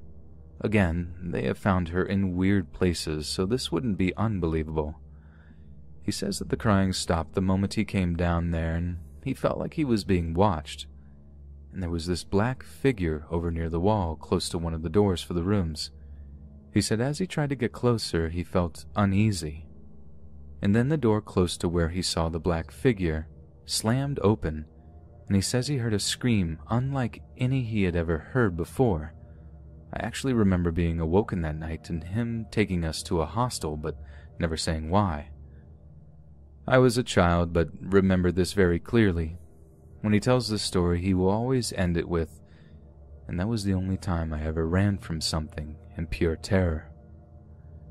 Turns out that my sister was sleeping in my room, but in his sleepy days, my dad forgot. Her sleeping in my room actually became my parents' secret weapon against the sleepwalks, since I would wake up every time she started to sleepwalk, because I was a very light sleeper and I would call for my parents. I have no idea about what happened in that basement, but I have never seen him as scared as that night, and even though this is almost 18 to 20 years ago, he would still look upset when telling it, like it shook him to the core.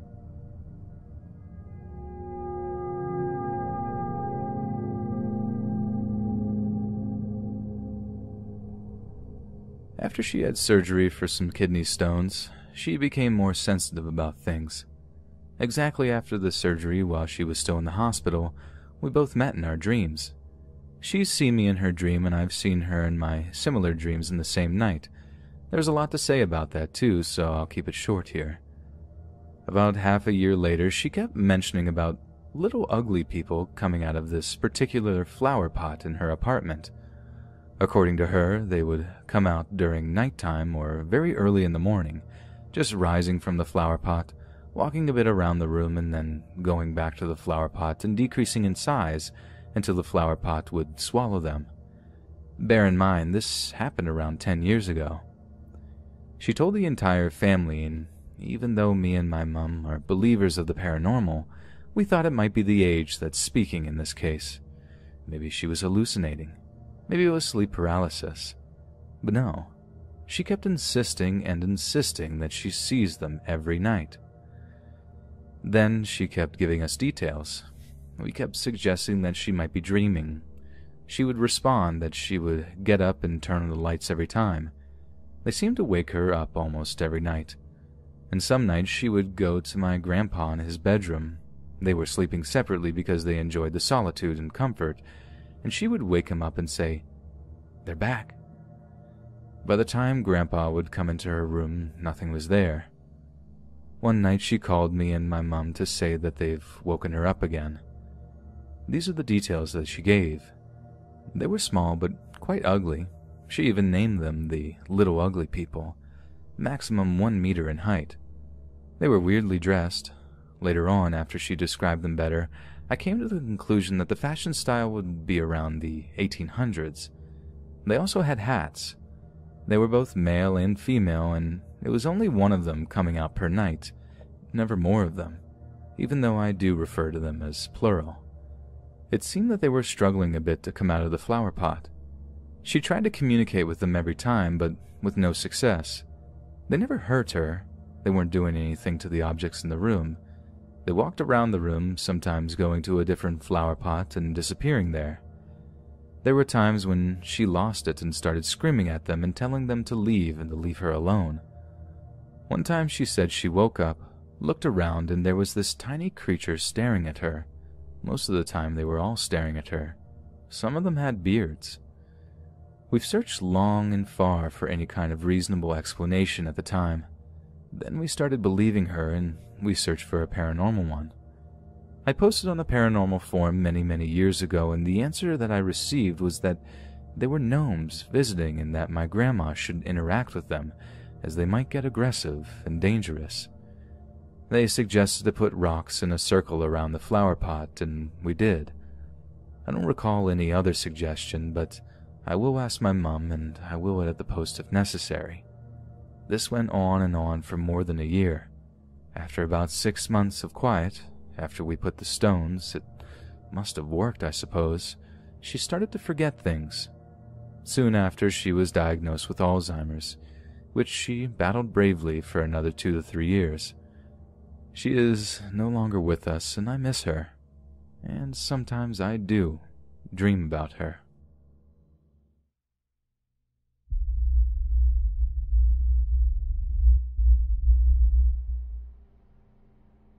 I grew up in a small town in the Midwest where you left your doors unlocked and came home when the streetlights turned on at dusk.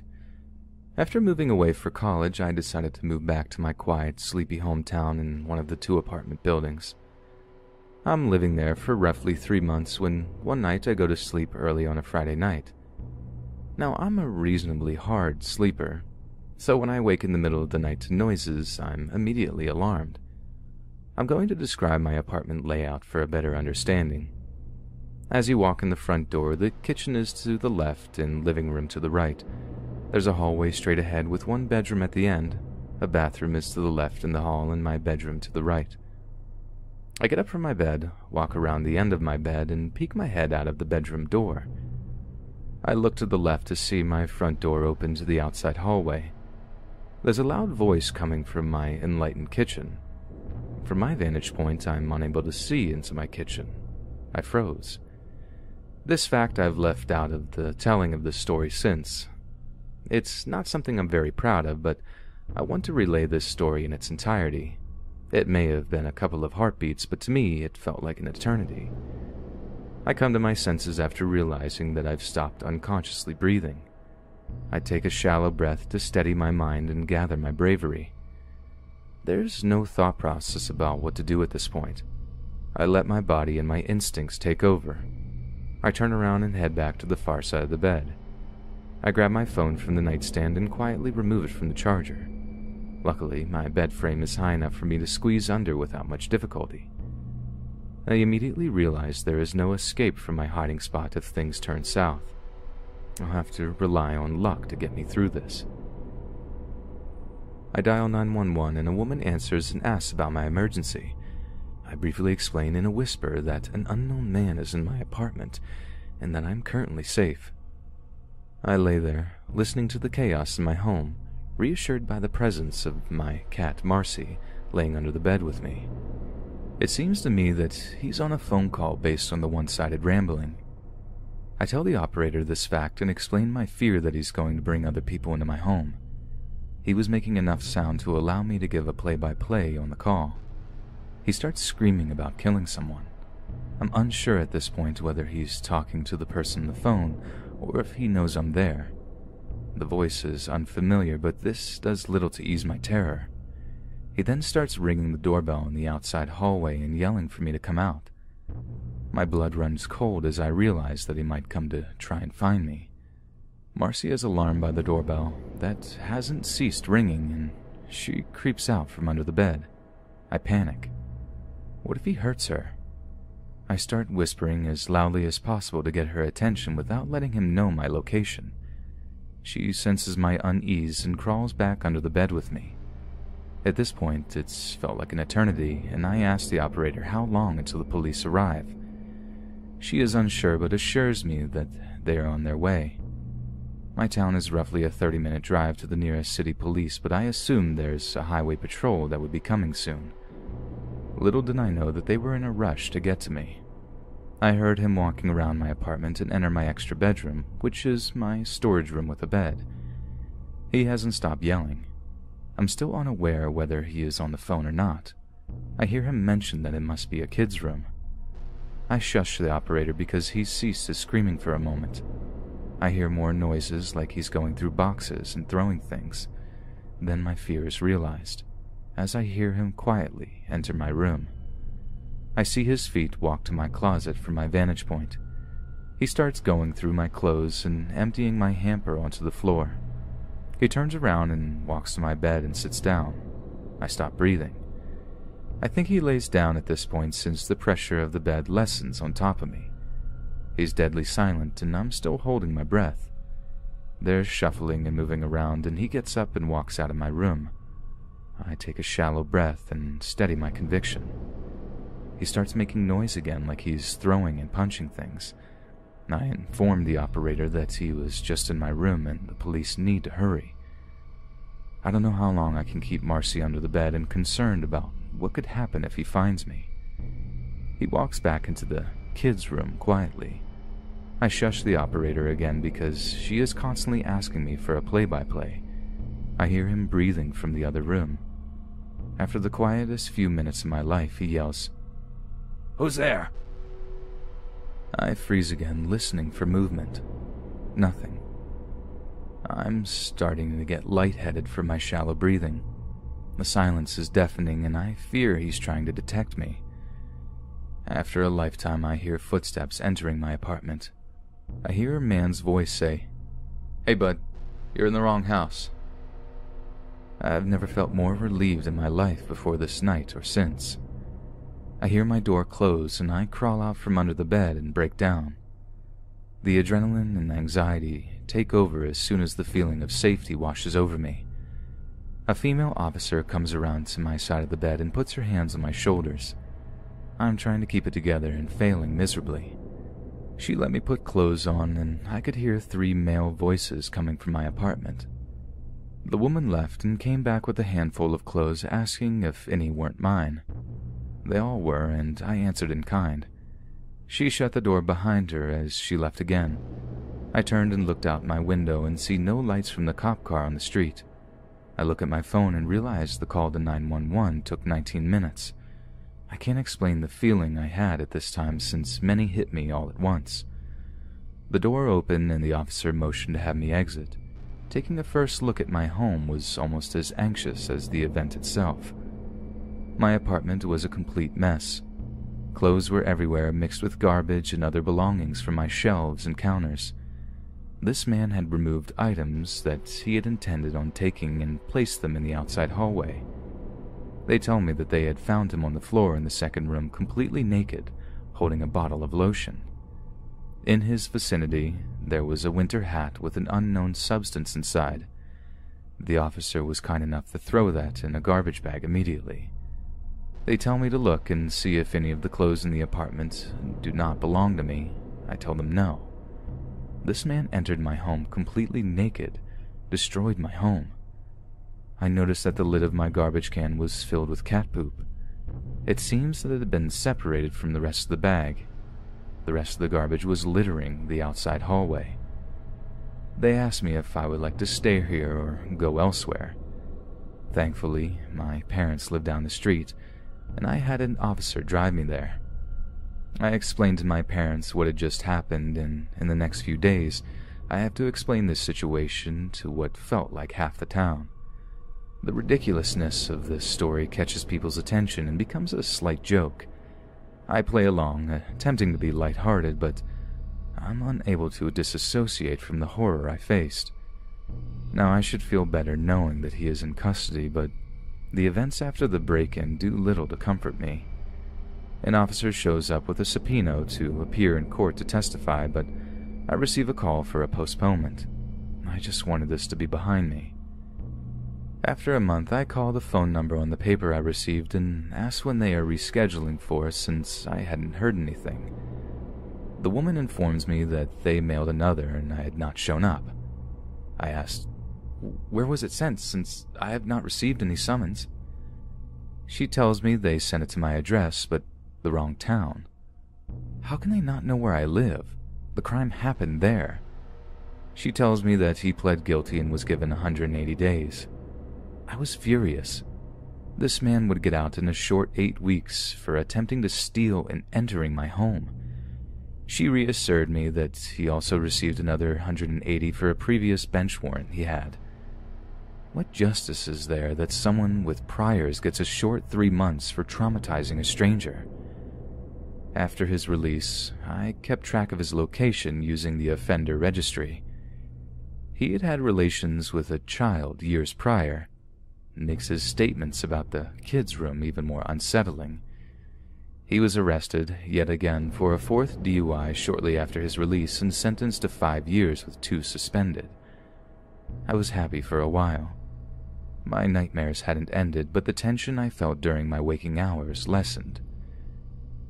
It has been 2 years since this happened, and I've since moved 3 times. I don't know if I'll ever be content and happy anywhere, but I'm hoping that this is not the case. He was released 6 months after his conviction for some reason or another on parole. He immediately disappeared and fled from his parole officer and offender registry. I'm currently planning a cross-country move to try to rest my mind. I'm hoping to someday grow out of the nightmares. And to the naked man, I hope to never meet you again.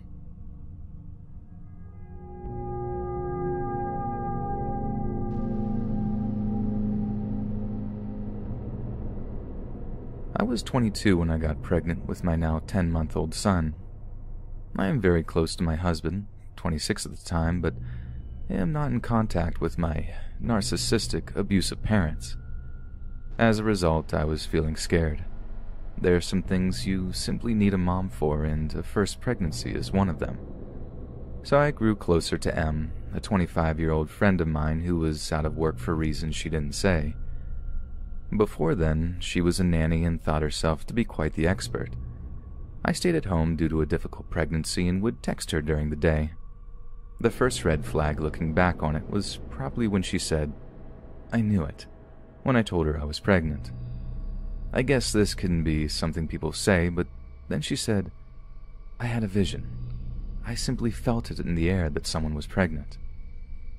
Okay, I thought, a little odd, but maybe Em was just a bit eccentric. I should also say that my husband did not like me talking to Em. He's usually a laid-back, carefree person, but he was adamant about this. Em apparently dated my husband's best friend Edward and came out about horrid instances of abuse after dumping him quite abruptly. Maybe this did happen, I told my husband, who was annoyed I wouldn't take him at face value. As an abuse victim myself, I like to believe other victims. Looking back, I wish I had listened to him. I told Em I wasn't speaking to my family and that I felt alone.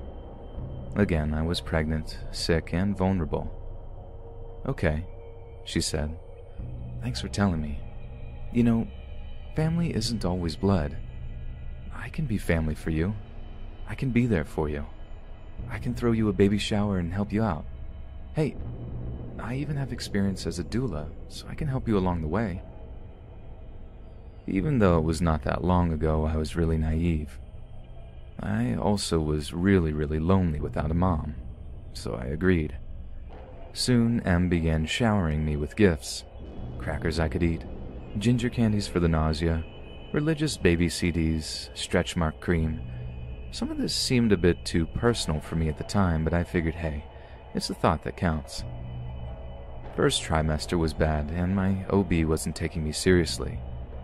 When I told them I was extremely nauseous and couldn't get out of bed, they told me they couldn't prescribe me anything. They told me I would have to go to my primary care doctor for medicine, and I guess I was so exhausted I didn't feel like jumping through many hoops. I will do this definitely during my second pregnancy. I'll do a lot of things differently. That's okay, Em said. In my training, I have learned that there are some drugs that are awaiting FDA approval, but they help nausea like this and work for my previous patient. She gave me these doTERRA pills. I looked it up and found that they were most likely snake oil and a part of what I now realize is a pyramid scheme. Em vouched for them though and said that they were a more holistic approach. And man, my nausea was bad. So the following morning I took them and immediately and violently threw up. I told her and she said, "Keep forcing them in your body until it takes, okay?" I called my husband about this, who was pretty angry. Em had come over while he was at work and he wasn't entirely aware all this was going on. To his credit, he was going through a lot of stress on his own end with a baby on the way. So I texted Em and asked her to tell me more about her formal doula training. To which she said she had none, and the previous patient she had been talking about was her sister. I've looked at videos and read up on things," she said, as vague as ever. "But it's truly God's calling for me. Stay by me and I would love to continue to help you." From then on, I was more cautious about Em. I asked her why she was out of work and she told me she had an invisible illness. When I asked her more specifics, she told me that her bones were wobbly and her muscles would stop working. She said it couldn't be diagnosed and that doctors didn't believe her. The one diagnosis she gave me was fibromyalgia, which I've heard is painful, but I wasn't sure if this was accounting for her being out of work, as she said. My mom had fibromyalgia, but as I said, I'm not in contact with her. To this day, I don't know if Em really was in that much pain. Who am I to say? My point is, though, it felt off. I invited Em to a friendsgiving we were having around the holidays, and a friend approached me, shaking. "She's talking about your abuse," my friend said. "She says she's helping you through it and how you were going nowhere when she met you." I continued to host the party and eat chips, being pregnant, and confronted Em about it after the party, who denied it completely. The only problem was the friend who had told me had never met Em before and was saying things only Em could say. So I kept my distance. I had a group chat on Facebook Messenger with close friends where I gave little updates on how the baby was doing, the gender, the name. His middle name is Fox, which is relevant later. And she was still a part of this. If I had sciatic nerve pain, she had sciatic nerve pain. When I talked about my back hurting and nausea, she had the same exact thing. Finally, she told me, "You're not handicapped like me. You're pregnant. These updates you're giving me are offensive." So I removed her from the chat. Most friends were happy to hear the updates anyways. I'm actually surprised nobody got sick of me, and his middle name Fox caught on. Yes, I do love the X-Files. People started talking about the name and would comment on my statuses with things like, "So excited to see the little fox." Yes, I know it's a little extra. It was my first pregnancy. Em backed off a little bit and apparently, as she briefly mentioned, was in a mental hospital for some time. I didn't know if this was true. I didn't know if anything was true about her at this point. Time passed and in mid-spring she came by again. I had time to cool off and was well into the second trimester, feeling a bit better. She brought by beautiful baby clothes, which I was thrilled about initially, and snacks. Upon looking at the clothes, I saw most of them had lions on them. "How sweet," I said. "Yeah," Em said, "for your little lion pup." I laughed at this, but got a sinking feeling as I opened a card from her that read, "For the little lion," capitalized like Fox in his name. At this time, I was beginning to feel a little strange. My husband actually got home around the time she was there and, being his chill self, tried to play it off. She was openly hostile and said things like, "Good luck using cloth diapers. You all will learn how to parent right eventually. You obviously haven't been parents before." Her husband came by to pick her up and swooped me into a big hug. This surprised me, as Em initially told me her husband had autism, didn't like to touch people or be around them, and didn't like me. He took her home, and my husband and I decided together that that was enough for Em. She was still invited to my baby shower in June. Time passed as it does, and I grew bigger. I was on bed rest, monitoring my contractions and using crutches for sciatic nerve pain. My baby shower was sort of my last hurrah before giving birth. The night before, I got a text from Em. "How could you?" she says. "What?" I say. After a bit of prompting, she says, "You gotta pack and play." I had posted some of my nursery things on Facebook. You can even see me asking Reddit about bassinets deciding on a pack and play here. "Yeah?" I asked. "You got a pack and play when I got you a bassinet as a gift." Let me just say that a bassinet was not on my registry, but a pack and play was. My grandmother had given me money for one, as she couldn't come to the shower. I'm actually going back to my old Reddit post to see exactly what Em said. And it was this: "I'm mad you got yourself a pack and play. I got you a bassinet as your gift. A pack and play makes no sense. You don't understand, and you didn't take my advice. You screwed yourself over and am confused by your decisions. How could you get a pack and play before your shower? They don't even work as a bed. They work as a playpen, and infants use those. You're wrong if you think infants don't play. Why are you doing this? I tried discussing safe sleep with you and feel personally negative about what you did. I'm so anxious." For some reason, I took her at face value and answered her as calmly as possible. She continued to say that my idea was poorly researched and simply a bad product. A bad product was what got me. I was about to have a baby, and I was putting a lot of work into already being the best mom I could be. I was also monitoring my stress because, again, highly pregnant. I snapped and said, "Honestly, I'm the mom. I'm making the decisions. If you can't accept that, I'm sorry." Then she says it, the thing she must have been thinking for some time. "Just because you're the mom doesn't mean all the decisions are yours." "Actually," I said, "it does." I'm shaking. She then begins to send me nonsensical text messages, and eventually I stop following. My phone blows up for the rest of the night, and I turn it off.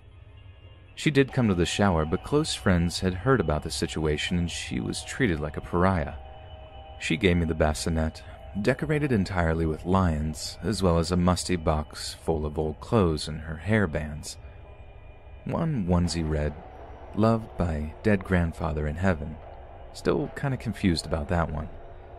It's the last I see of her, and I would like to say the last I heard of her, but it's not.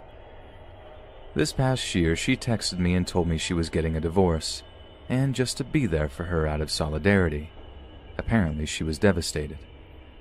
However, she saw said ex-husband at a mutual friend's party, and he told everyone that while he was leaving her, her verbal abuse got too much to bear, so he ended it. He also said that she was having delusions and was hostile about things that didn't even happen. We asked him with caution if he was autistic, and he said no. He even went to 3 doctors to get himself checked out due to her accusations, and all 3 said he was not. We have since gotten closer to my husband's friend Edward, as well as his wife and child. When we told him all of this, he said, "Yeah, I don't go on about it, but I in fact did pick her up from a mental hospital once. She's bipolar and schizophrenic. But I can't even be sure about that." Now, in light of making this post, I looked at her Facebook. Another one of her friends is pregnant, and I saw her post. "I love my friend's children like they were my own." So, to the pregnant friend, God help you, and don't take those doTERRA pills.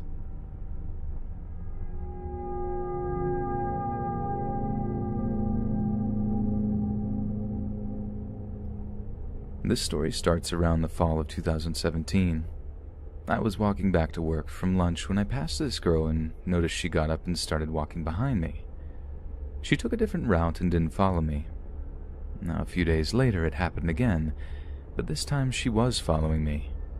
I assumed she wasn't following me at the time because where my office building is situated, you have to go up a set of stairs and pass a few other buildings, and she did not follow me to my building. After a while, I noticed we took the same train home. A lot of the times she would be watching me. When we made eye contact, she'd look away. Then she'd continue looking when she thought I wasn't looking. There's a Whole Foods across from my office. I went there for lunch a couple of times during the week. I started seeing the girl sitting in the window for lunch, and she would almost always get up as soon as I left and walk the same way I did. Around this time, I began seeing her more frequently. During lunchtime or when I got to the metro, she was almost always there. After a couple of months of this, I started noticing that she would get off at the same station as me sometimes. Sometimes she would walk the same way as me. Once I got to my place, I live in a condo with my brother, she would always pass by but never follow me up to the entrance.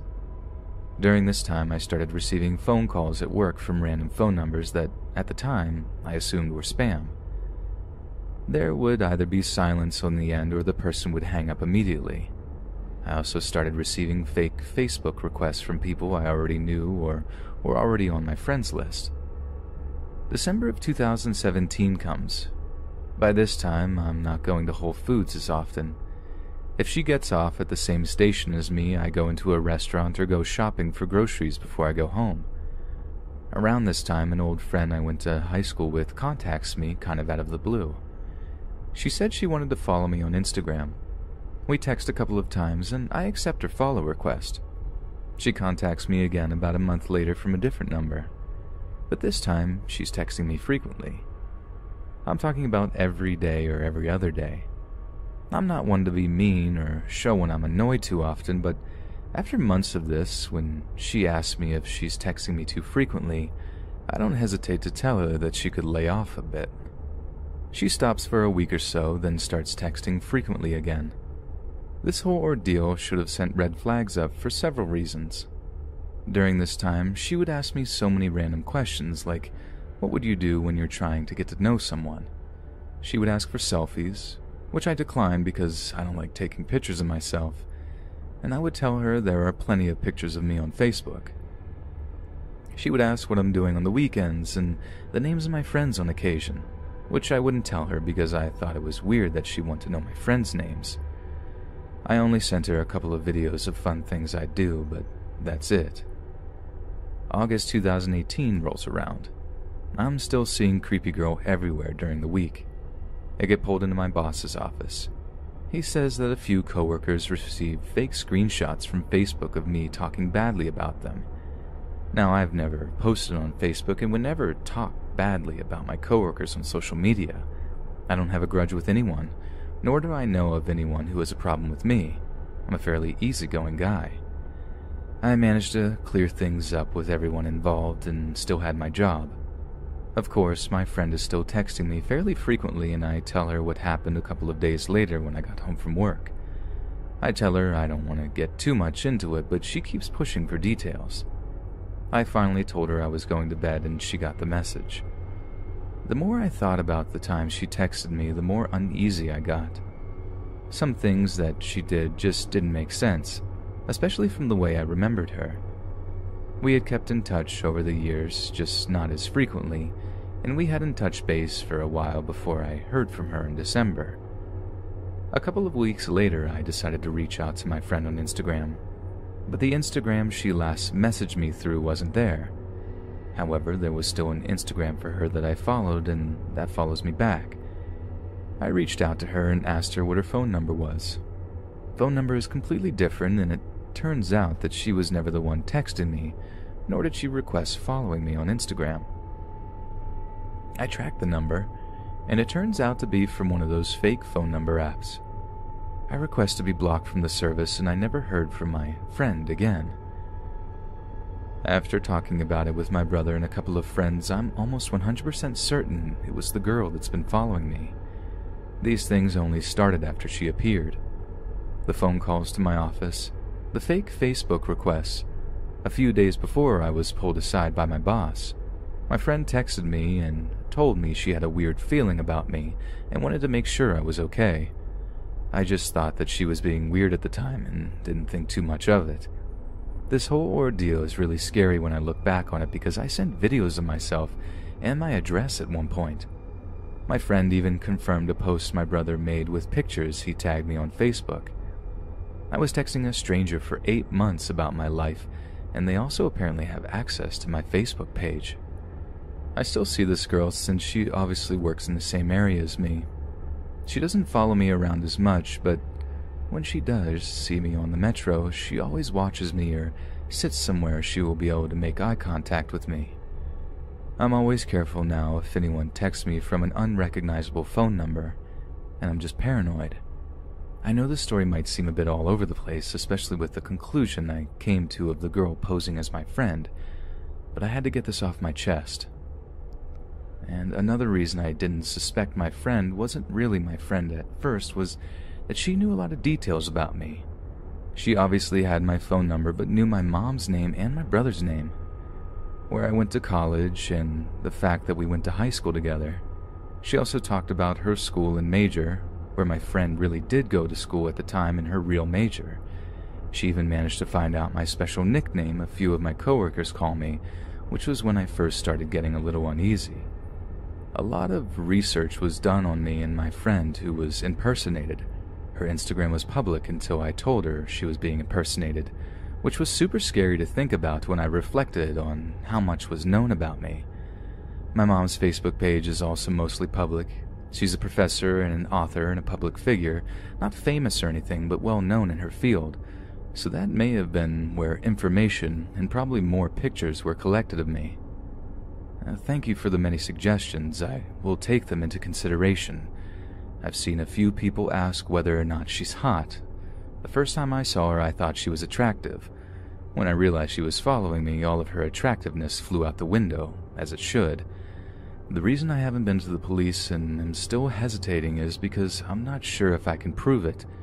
And I know that most of the time the police don't even take stalking cases as seriously as they should.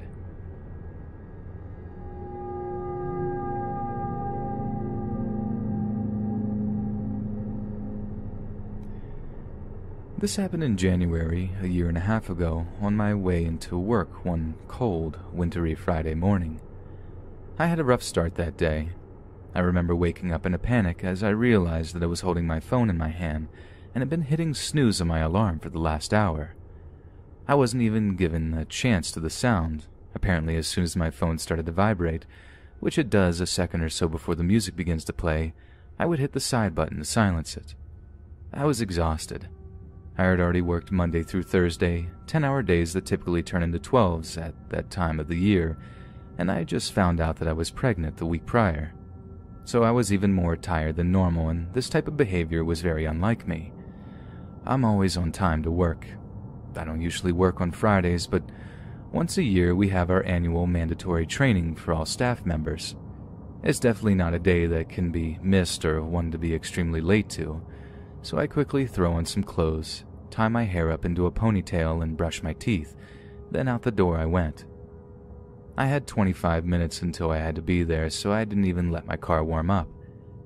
As I pulled out of my driveway, I remember thinking to myself that my dad would kill me if he knew. He's a mechanic, and that was something he always preached the importance of. I finally get out of the neighborhood, hit the highway, and notice that my gas light is on. Another annoyance that would cut into my time, but I decided that I would stop once I got off on the exit as I had a few minutes to spare, so I did. I pull my car up to the pump and turn it off, hop out into the freezing cold to get the gas started and quickly jump back in. There's a guy, about my father's age, pumping gas into his white work truck right in front of me, but I don't really pay him much mind. Those trucks were everywhere near my workplace at that time, as it's near the river where all the bridge construction had been going on.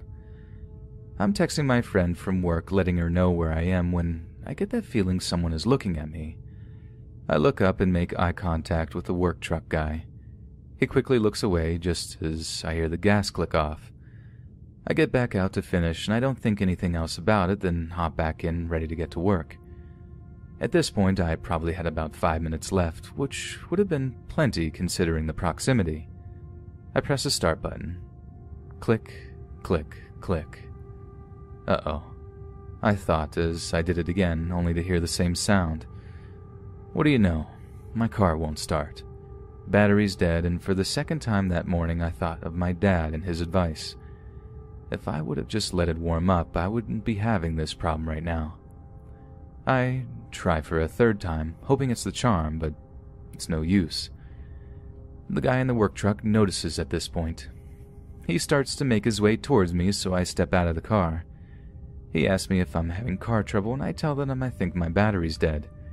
He tells me that he can help me, but that he doesn't have jumper cables in this particular truck. He does, however, only work right down the road. He's on one of the bridge crews, just as I assumed, and has a set there. He says he will run to get them and come right back. I tell him that he doesn't have to do that, but he says he doesn't mind at all. I think about it for a second. My husband's at home already asleep at this point. He works third shift, and I don't want to wake him up if there's no need, and my dad's already at his job. I remember thinking that he probably has a kid my age somewhere, one who would hope someone would help in this type of situation one day. That he's probably just a father trying to help, so I say okay and thanked him for his help. He said no problem and that he'd be back in a couple of minutes and left to get jumper cables. I usually have a set in my car, but had loaned them to my brother the week before and he hadn't returned them yet. As I'm waiting, I called my boss to let her know what was going on and that I would be in as soon as possible. She offers to send someone out there for help, but I tell her about the work truck guy and that I'll call her back if that doesn't work. By the time I hang up, he's back with the cables and we get my car started back up again. We let it run for a few minutes and make small talk. That's of little importance, like typical strangers do when they're trying to fill the silence. It's during this time that he asks me if I'm a nurse. Immediately, I'm alarmed because I'm not wearing any scrubs. I think he can see the shock on my face because he quickly said that he noticed my license plate when he was pulling back in. I laughed in relief and slight embarrassment as I remember that my license plate is in fact one of the state-issued nursing ones and reply that yes, I am a nurse and that I'm actually running late for work. He asks if I work at the hospital up the road, to which I reply that no, I do not. Now he's the one that looks confused because where else would a nurse work, right? I don't want to give too much away. I'm still a woman and I do watch the news, and I feel a little uncomfortable with the questions, but I don't want to be rude. So I say, oh, I work at a facility not too far from here and leave it at that. I mentioned again how I'm running late and he unhooks the jumper cables. I thank him again and we both get in our vehicles and drive away. I let him pull out first and then I proceed to take a roundabout way to work, just in case he was watching. I felt kind of silly, but you never know, right? I finally get to work and I jump straight into the training. I honestly don't think about what happened that morning again, except here and there when coworkers ask a few questions in the break room during lunch. The long day finally comes to an end and we all head out.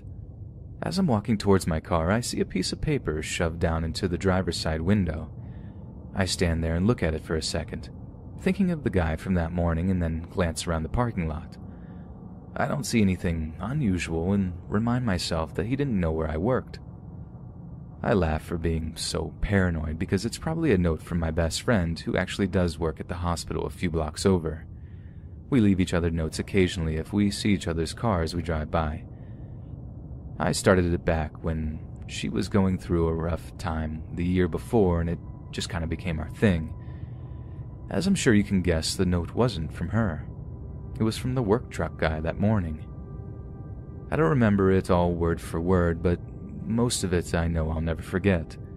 It made my skin crawl and thoroughly freaked me out. It listed his phone number at the top with an arrow pointing to it that said, "Call soon, love," with a smiley face. It said that he felt like we had this connection, one of two souls, and that he wanted to continue to get to know me.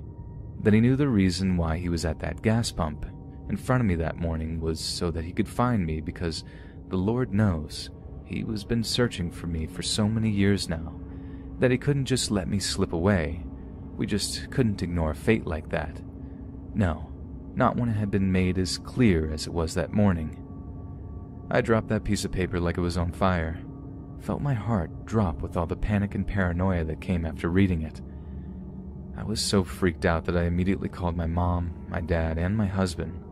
I didn't want to drive home. What if he followed me? Did he not see my wedding ring? How did he even find out where I worked? He literally had to have driven through about 20 other medical facility parking lots just to find my car, because I watched him drive off in the other direction and never saw him turn around in my rear view. Trust me, I was watching. My work building is kind of hard to find too, with it being off the main road on a side street. Especially for a man that lived a couple of hours north from here, as he told me earlier during our small talk. He wouldn't have been familiar with the surrounding area enough just to come upon my car like that. I didn't walk in or out of work by myself for months after that, not until well after the bridge was finished. It's already a nightmare when I arrive to work and for part of the year when I leave, so there was no way I was going to walk across that dark parking lot by myself. I've never seen him again, but that hasn't stopped me from feeling like someone is watching me at random times. That type of paranoia just kinda sticks with you. If only I had just listened to my dad's advice and let my car warm up, but that's a mistake I have not and will not ever make again.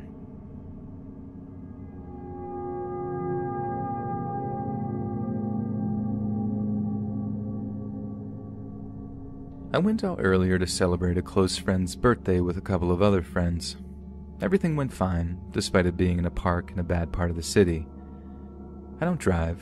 I'm female, 16, so I tend to take the bus anywhere I need to go, as it's not only quicker and safer than walking, but it's a convenient way to get from one part of the city to the next.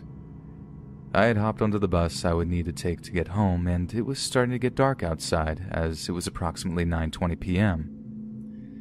This didn't bother me, as I was sure that once I got back in my area, I wouldn't need to worry about any real danger. Little did I know how wrong I could be. The bus arrived at a mall parking lot where it stays for a few minutes to give the driver a break before continuing the route, which is when they'll get off for a few minutes and have a smoke or something like that. As I was waiting for a driver to get back on and continue the route, I spotted a man through the window parallel to me. He was staring right at me, which quite understandably unsettled me a bit. Maybe 5 minutes later, the driver opens the door to get back on, letting the guy who was staring at me outside the bus on. It was much later at this point, nearing 10 p.m., so the bus wasn't very crowded. There was about 5 other people on there, so there was no shortage of seats, but that didn't stop him from walking to the back of the bus where I was sitting. I was in the second to last row of seats, and he proceeded to sit behind me. Considering the fact that he was staring right at me through the window a few minutes ago, I was becoming a bit paranoid. I brushed it off as my anxiety getting the better of me, but things still just didn't feel right. It didn't take long to get to my stop from there, and I proceeded to pull the cord and get off the bus. However, I looked behind me out of habit and saw he got off too. This is when some red flags began to raise in my mind. All this was becoming a bit too much to be coincidence. He ended up calling out to me, and for some reason I stopped to hear him out for just a moment, despite my better judgment. After all, I was on my own street now. Even so, I decided to let my guard down for a minute. I may be soft-hearted, but I'm not stupid. That was my first mistake. I should have kept on walking. I took off my headphones and asked him to repeat himself, as I hadn't heard what he said the first time. The first thing he says is, "Please be my girlfriend." Some assume that having random guys asking them such a question would be a huge compliment, but considering that I have no clue who he was, it was late at night, and that I'm still technically a minor in my country, I was more than freaked out. Attempting to keep a straight and serious face, I quickly replied, "Please don't. I don't know you." Looking back on it, I could have responded much better, and perhaps this wouldn't have gotten so out of hand if I had, but fight or flight was kicking in and all logic had left me at that point. Without waiting for a response, I turned away and began walking faster. That was my second mistake. Usually I know not to turn your back on someone who could be potentially dangerous and to try and have your back facing a wall or the side of the house so they can't get behind you. But for the same reason above, it hadn't occurred to me. He was still shouting, insisting that I give him my phone number, to which I loudly yelled, "Please just leave me alone." He asked me again for it, becoming more forceful with his words as I sped up trying to lose him. His insistence was making me nervous as he was becoming more persistent. "Oh, wait, phone number! I want your phone number! Give me your phone number!" Was the sentence I kept hearing as he followed me, every time telling him no and to leave me alone. I've had enough sense left in my head to turn around and take in as many identifying details as I could in the case that things went badly. I didn't know what he could have had planned, and there are frequent issues with stabbings and human trafficking in my city, so needless to say, I was terrified. I was almost home, but he was still following me at this point, continuing to yell at him to give him my phone number, and every time I kept giving him the same answer, hoping he'd back off. He had followed me into my parking lot, and at that point, I was running. I'm not athletic, but needless to say, I valued my life and didn't want to take a chance with losing it, as he easily could have had a weapon on him. I got into my house safe, but I worried that he saw me go in. Told my mom about the guy, and she was right angry. Posted his description and the story of what happened on her Facebook, just to be safe. Right now, it's a bit past midnight, but I know I won't be sleeping a wink. The whole situation stressed me out so bad that I don't even want to close my eyes, just so I can be prepared if something like a break-in happens. You can never be too sure. I've been talking with a close friend of mine who has helped calm me down immensely after the whole stalking incident, and I can't be more grateful. I still can't help but wonder what his intentions were. Was he just a normal guy who didn't know when enough was enough? I'm a fairly average-looking person, and I just wasn't getting good vibes from him, so I'm not convinced that was it, leading me to believe it was something way more sinister.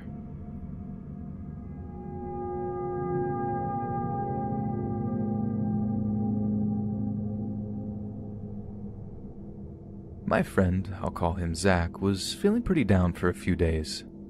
This was odd behavior for him, as Zach was usually very upbeat, laid back, and happy-go-lucky. I also work with Zach, so we'd see each other very often. I finally found out Zach was shook up by learning that one of his friends, I'd never met her, but she was a longtime friend of Zach's, was found murdered in her garage. This was some pretty dark stuff that I won't go into detail about, but after some more talks I decided we'd have another friend, I'll call him Host, throw a house party. Hosts love hosting parties, but also felt weird just hosting them for no reason. He'd regularly ask about birthdays, accomplishments, and other such life events, searching for a reason to throw a party. I explained what was going on to Host and that Zach hadn't been doing anything but going to work, then drinking himself to sleep when he was off. It was starting to take a visible toll on Zach, and Host agreed that he'd throw a party under some other guys so we could try to get Zach out of the house to be out with some friends. Now at this point, it's good to know that Host was a big scary dude. He was 300 pounds or so, stood easily over 6'2", and only had one arm. He was also a felon, but was trying, or so we thought, to turn his life around. Host certainly had some connections that you didn't want to meet, and we'd later learn he was also involved in some incredibly illegal things, but we didn't know that yet. So the party comes around and we carpooled over. There were hundreds of people here, a couple of beer pong tables and a pool table in the basement, a room with no lights beyond a TV playing visualizations and music that was much more mellow than the music in the rest of the party for people enjoying other things or just needing a dark, quiet place to relax for a little. Ground floor had food and movies, and the top floor with bedrooms for, well, I'm sure you can guess. When we got there, Zach was pretty unconvinced he'd have a good time, but I convinced him to play a round of beer pong with me, and Host got a friend to play against us. Host kind of winked at me and him and his friend through the game, so we kept the table for the next game and the next people to come play us. The next team were two close friends of ours, and I don't think they threw the game like Host did, but Zach and I won. One of them comes up later, in a minor role, but I'll name him Tyler. Up came the next team, It was another friend of ours, we'll call her Mel, and a guy none of us had ever met, which wasn't too weird at a party this size, but we'd been to enough of host parties that we were pretty well known and recognized a lot of faces. Being the friendly sort, we introduced ourselves to him. "Hey, I'm OP, and this is Zach. You've already met Mel." "What's up? Loaf." "Hey, I'm Zach." "Yeah, Loaf." "What's your name?" "Loaf." "Like a loaf of bread?" And he just stares at me. Well, alright, Loaf. We're undefeated so far, so good luck, but we're gonna destroy you." Zach was beginning to look and act a lot like his usual happy self. We played and actually lost, so we congratulated them. Mel did some pretty standard trash talk and showboating, and Loaf didn't say a word after the game to us and actually refused to shake our hand over a good game. I was starting to get weird vibes from him, so I tapped Zach to come outside for a cigarette with me. "Dude, does Loaf seem weird?" "Yeah, man, I was just going to ask you the same thing. Something seems off about him. I don't know, maybe I'm just still in the funk." "Nah, man, something is off. What kind of name is Loaf, even? It's like the name an alien chooses." At this point, Tyler joined us. He didn't smoke, but he wanted to check on Zach to see if he was feeling better. Tyler did some trash talk about losing to Mel and Loaf and said he was going to go beat them when his turn was up if they were still at the table when his turn came around. Tyler went in to get us new beers, and Zach and I had another cigarette. Tyler came back and we kept talking. A little later, Mel joined us. "Oh, did y'all lose?"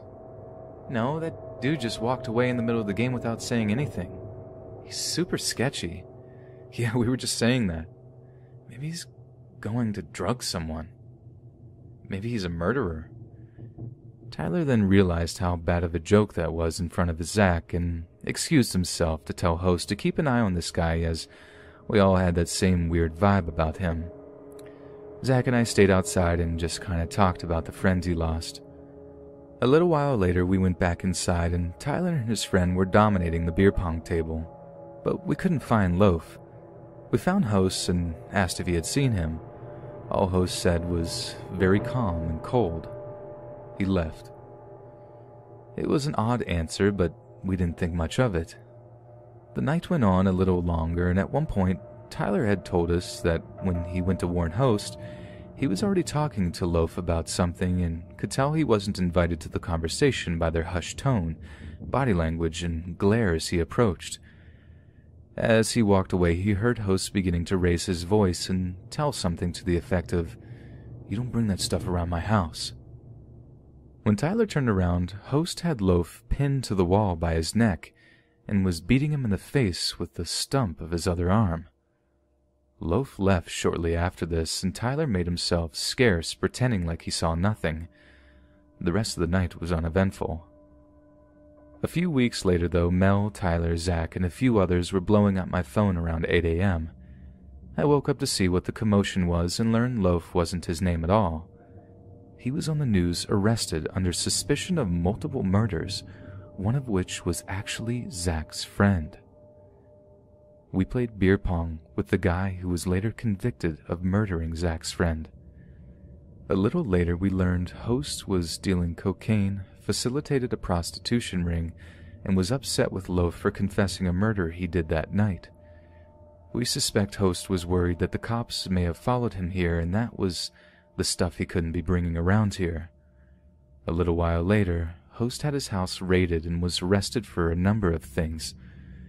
Ultimately, we all felt kind of stupid for going to this guy's place as many times as we did, and considered ourselves lucky that nothing happened to us.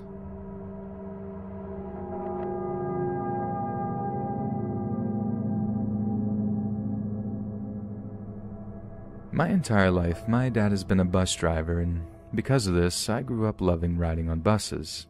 I even have a free bus pass through my dad, which I use a lot. This happened about a year ago. My dad was driving the bus to and from the town to the next city. It's about an hour and 45 minutes each way. Since I had some work to catch up on and the bus had Wi-Fi, I decided to tag along and get some of it done. I sat at the back on the top deck. leaned up against the corner with my laptop out. The way there was good. I actually finished all my work. After we got to the city, there was a 10-minute break, so I bought myself a drink, but the whole time, I felt someone was watching me. But when I looked around, no one seemed to have even noticed me.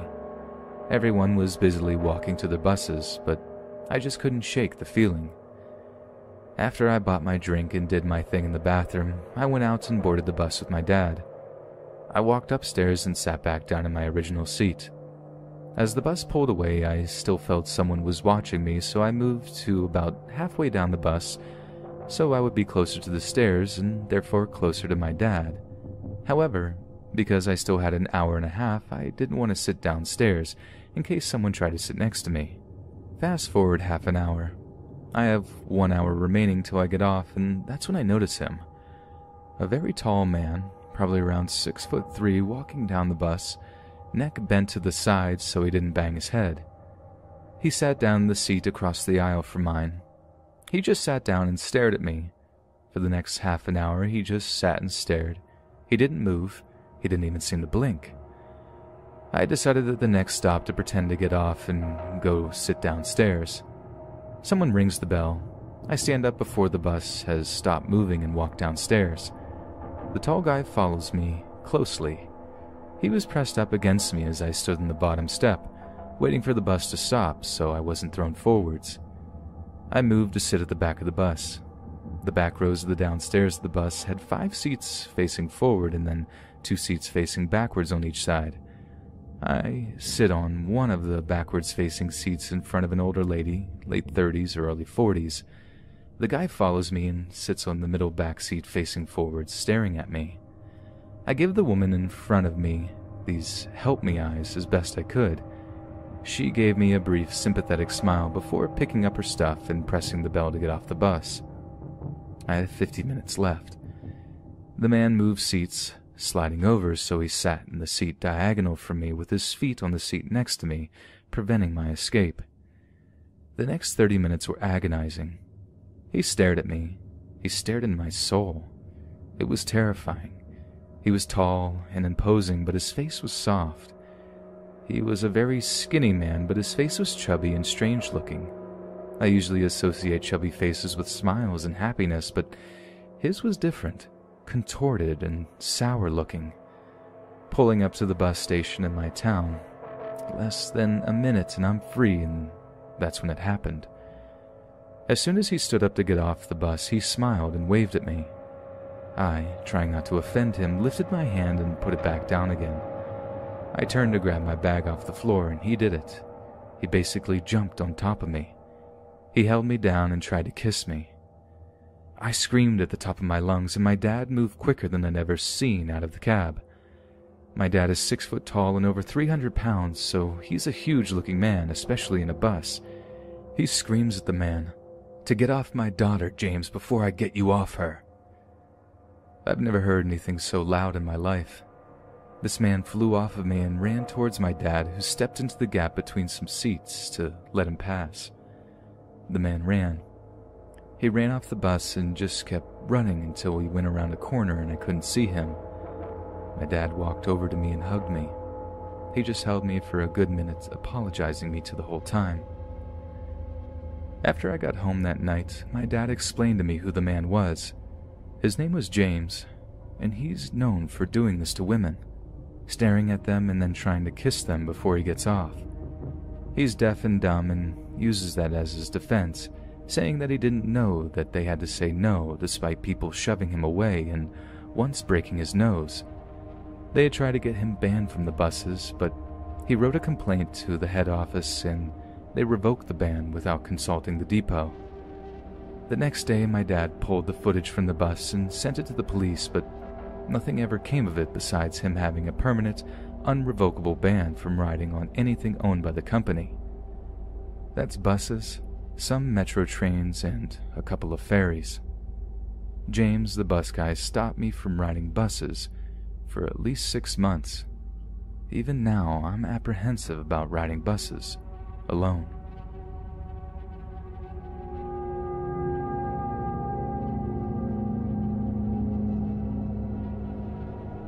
I'm not usually scared to go out alone in the late night hours if I know my surroundings very well, and especially if I need to. I'm a small, petite girl about 5'2" and 130 pounds. I always carried around pepper spray, and if I'm going to the store or something, I'll text my boyfriend and let him know exactly what I'm doing.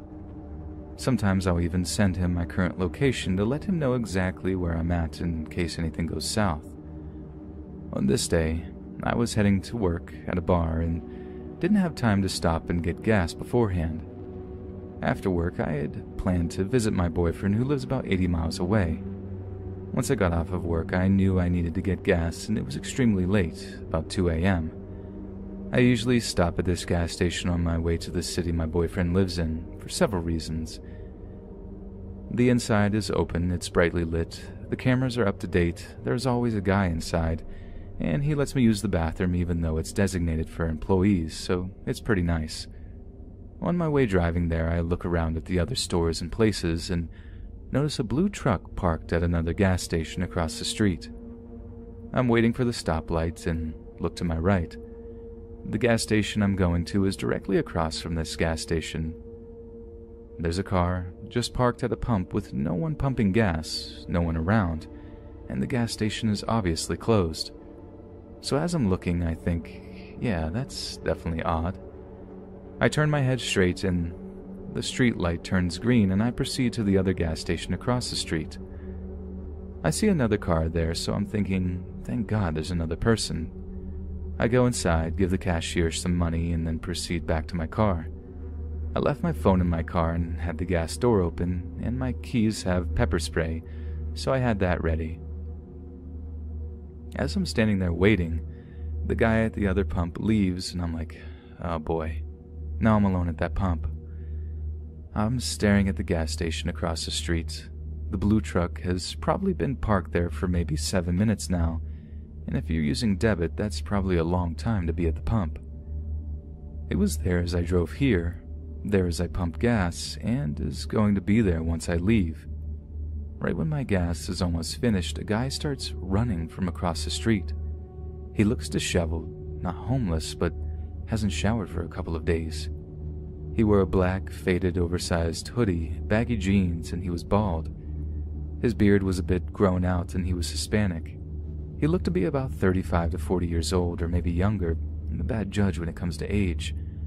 I'm at pump 5, let's say, and he keeps his distance at pump 4. He asked me if he can borrow my phone to make a call. I was thinking of an excuse like, I don't have a phone or it's dead, but then no one would believe that anymore. So I just kept saying, sorry, no. He claimed the blue truck across the street was his and that he was having trouble with his car. He kept insisting that his phone was dead and that he needs to call a friend to help him with his car troubles. Now I'm thinking, what a total liar. There's a Denny's right across the street and another gas station and a Safeway are all still open. Not to mention, there was another guy here pumping gas earlier. Why couldn't you come and ask him if your blue truck was parked there for some time? He literally left before you came. If he was in dire need of help, he would have went inside and asked the cashier, or went to those other locations where there were more people. So I kept saying sorry, no. I finished pumping gas, hauled it to my car, and left. I called my boyfriend and told him about the blue truck and the weird dude. A couple of weeks after that, I went to the same gas station, but at an earlier time, maybe at 12 a.m. And guess what I saw? The same blue truck parked at the same pump. I was with my boyfriend this time, and there were more people at the gas station. I told my boyfriend I wasn't lying, and that was the same blue truck I saw last time. Fast forward to a couple of weeks ago, I ran across a post from a girl in my city where I pumped the gas. She reposted a Facebook post about weird guys going around and doing exactly what that guy did to me. It was also saying something about human trafficking recruiters. Now you can imagine how I'm feeling while reading this. It might not be the same guy, or it could be, who knows. Maybe there's people going around doing the same thing. I usually would love to help out a stranger if they needed it, but this guy just didn't seem like he needed help. Hey friends, thanks for listening. Be sure to subscribe and click that notification bell to be alerted of all future narrations. If you got a story, be sure to submit them to my subreddit, r/Let's Read Official, and give and receive feedback from the community, and maybe even hear your story featured on the next video. And join my Discord to interact with me and other listeners directly. And if you want to support me even more, grab early access to all future narrations for just $1 a month on Patreon, and maybe even pick up some Let's Read merch on Spreadshirt. And check out the Let's Read podcast, where you can hear all these stories in long compilation form and save huge on data, located on both Spotify and Apple Podcasts. Links in the bio. Thanks so much, friends, and remember, apple cider vinegar can cure anything.